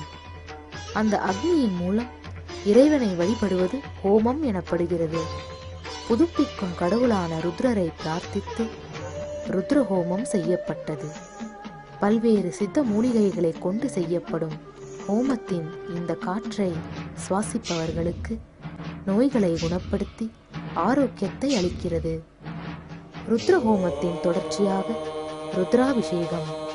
சக்தி வாய்ந்த ருத்ர மந்திரங்களை ஓதிக்கொண்டே ஸ்ரீ நித்யானந்தேஸ்வரருக்கு புனித அபிஷேக பொருட்களால் அபிஷேகம் செய்து வழிபடுவதே ருத்ராபிஷேகம். ஒரு வாழும் ஞானியால் செய்யப்படும் சக்தி வாய்ந்த ருத்ராபிஷேகத்திற்கு நம்முடைய நேர்மறையான பிரார்த்தனைகளை நிறைவேற்றும் சக்தி உண்டு. ஆலயங்களும் ஆசிரமங்களும் தான் தர்மத்தை நடத்துகின்ற மையங்கள். தர்மா என்ஃபோர்ஸ்மெண்ட் டிபார்ட்மெண்ட் 1 கோடி ஆலயங்கள் ஆசிரமங்கள் இந்தியாவிலே இருக்கின்றது. 1 கோடி தினந்தோறும் வழிபாடு நடக்கின்ற, எவ்ரி டே வேர் காங்கிரிகேஷன் ஹேப்பன்ஸ், தினந்தோறும் காங்கிரிகேஷன் வழிபாடு நடக்கின்ற ஆலயங்களும் ஆசிரமங்களும் இந்தியாவில் 1 கோடி இருக்கின்றது. அதனால்தான் இன்னமும் இன்னொரு முக்கியமான தகவல், இன்னமும் இந்தியாதான் மிக குறைந்த கிரைம் ரேட் இருக்கிற நாடா இருக்கு. மிக குறைந்த கிரைம் ரேட். இது நான் சொல்றது எல்லாமே அறிவியல் பூர்வமான புள்ளி விவரங்கள், மிக தெளிவான புள்ளி விவரங்கள். காரணம் தர்மா என்ஃபோர்ஸ்மெண்ட் டிபார்ட்மெண்ட்.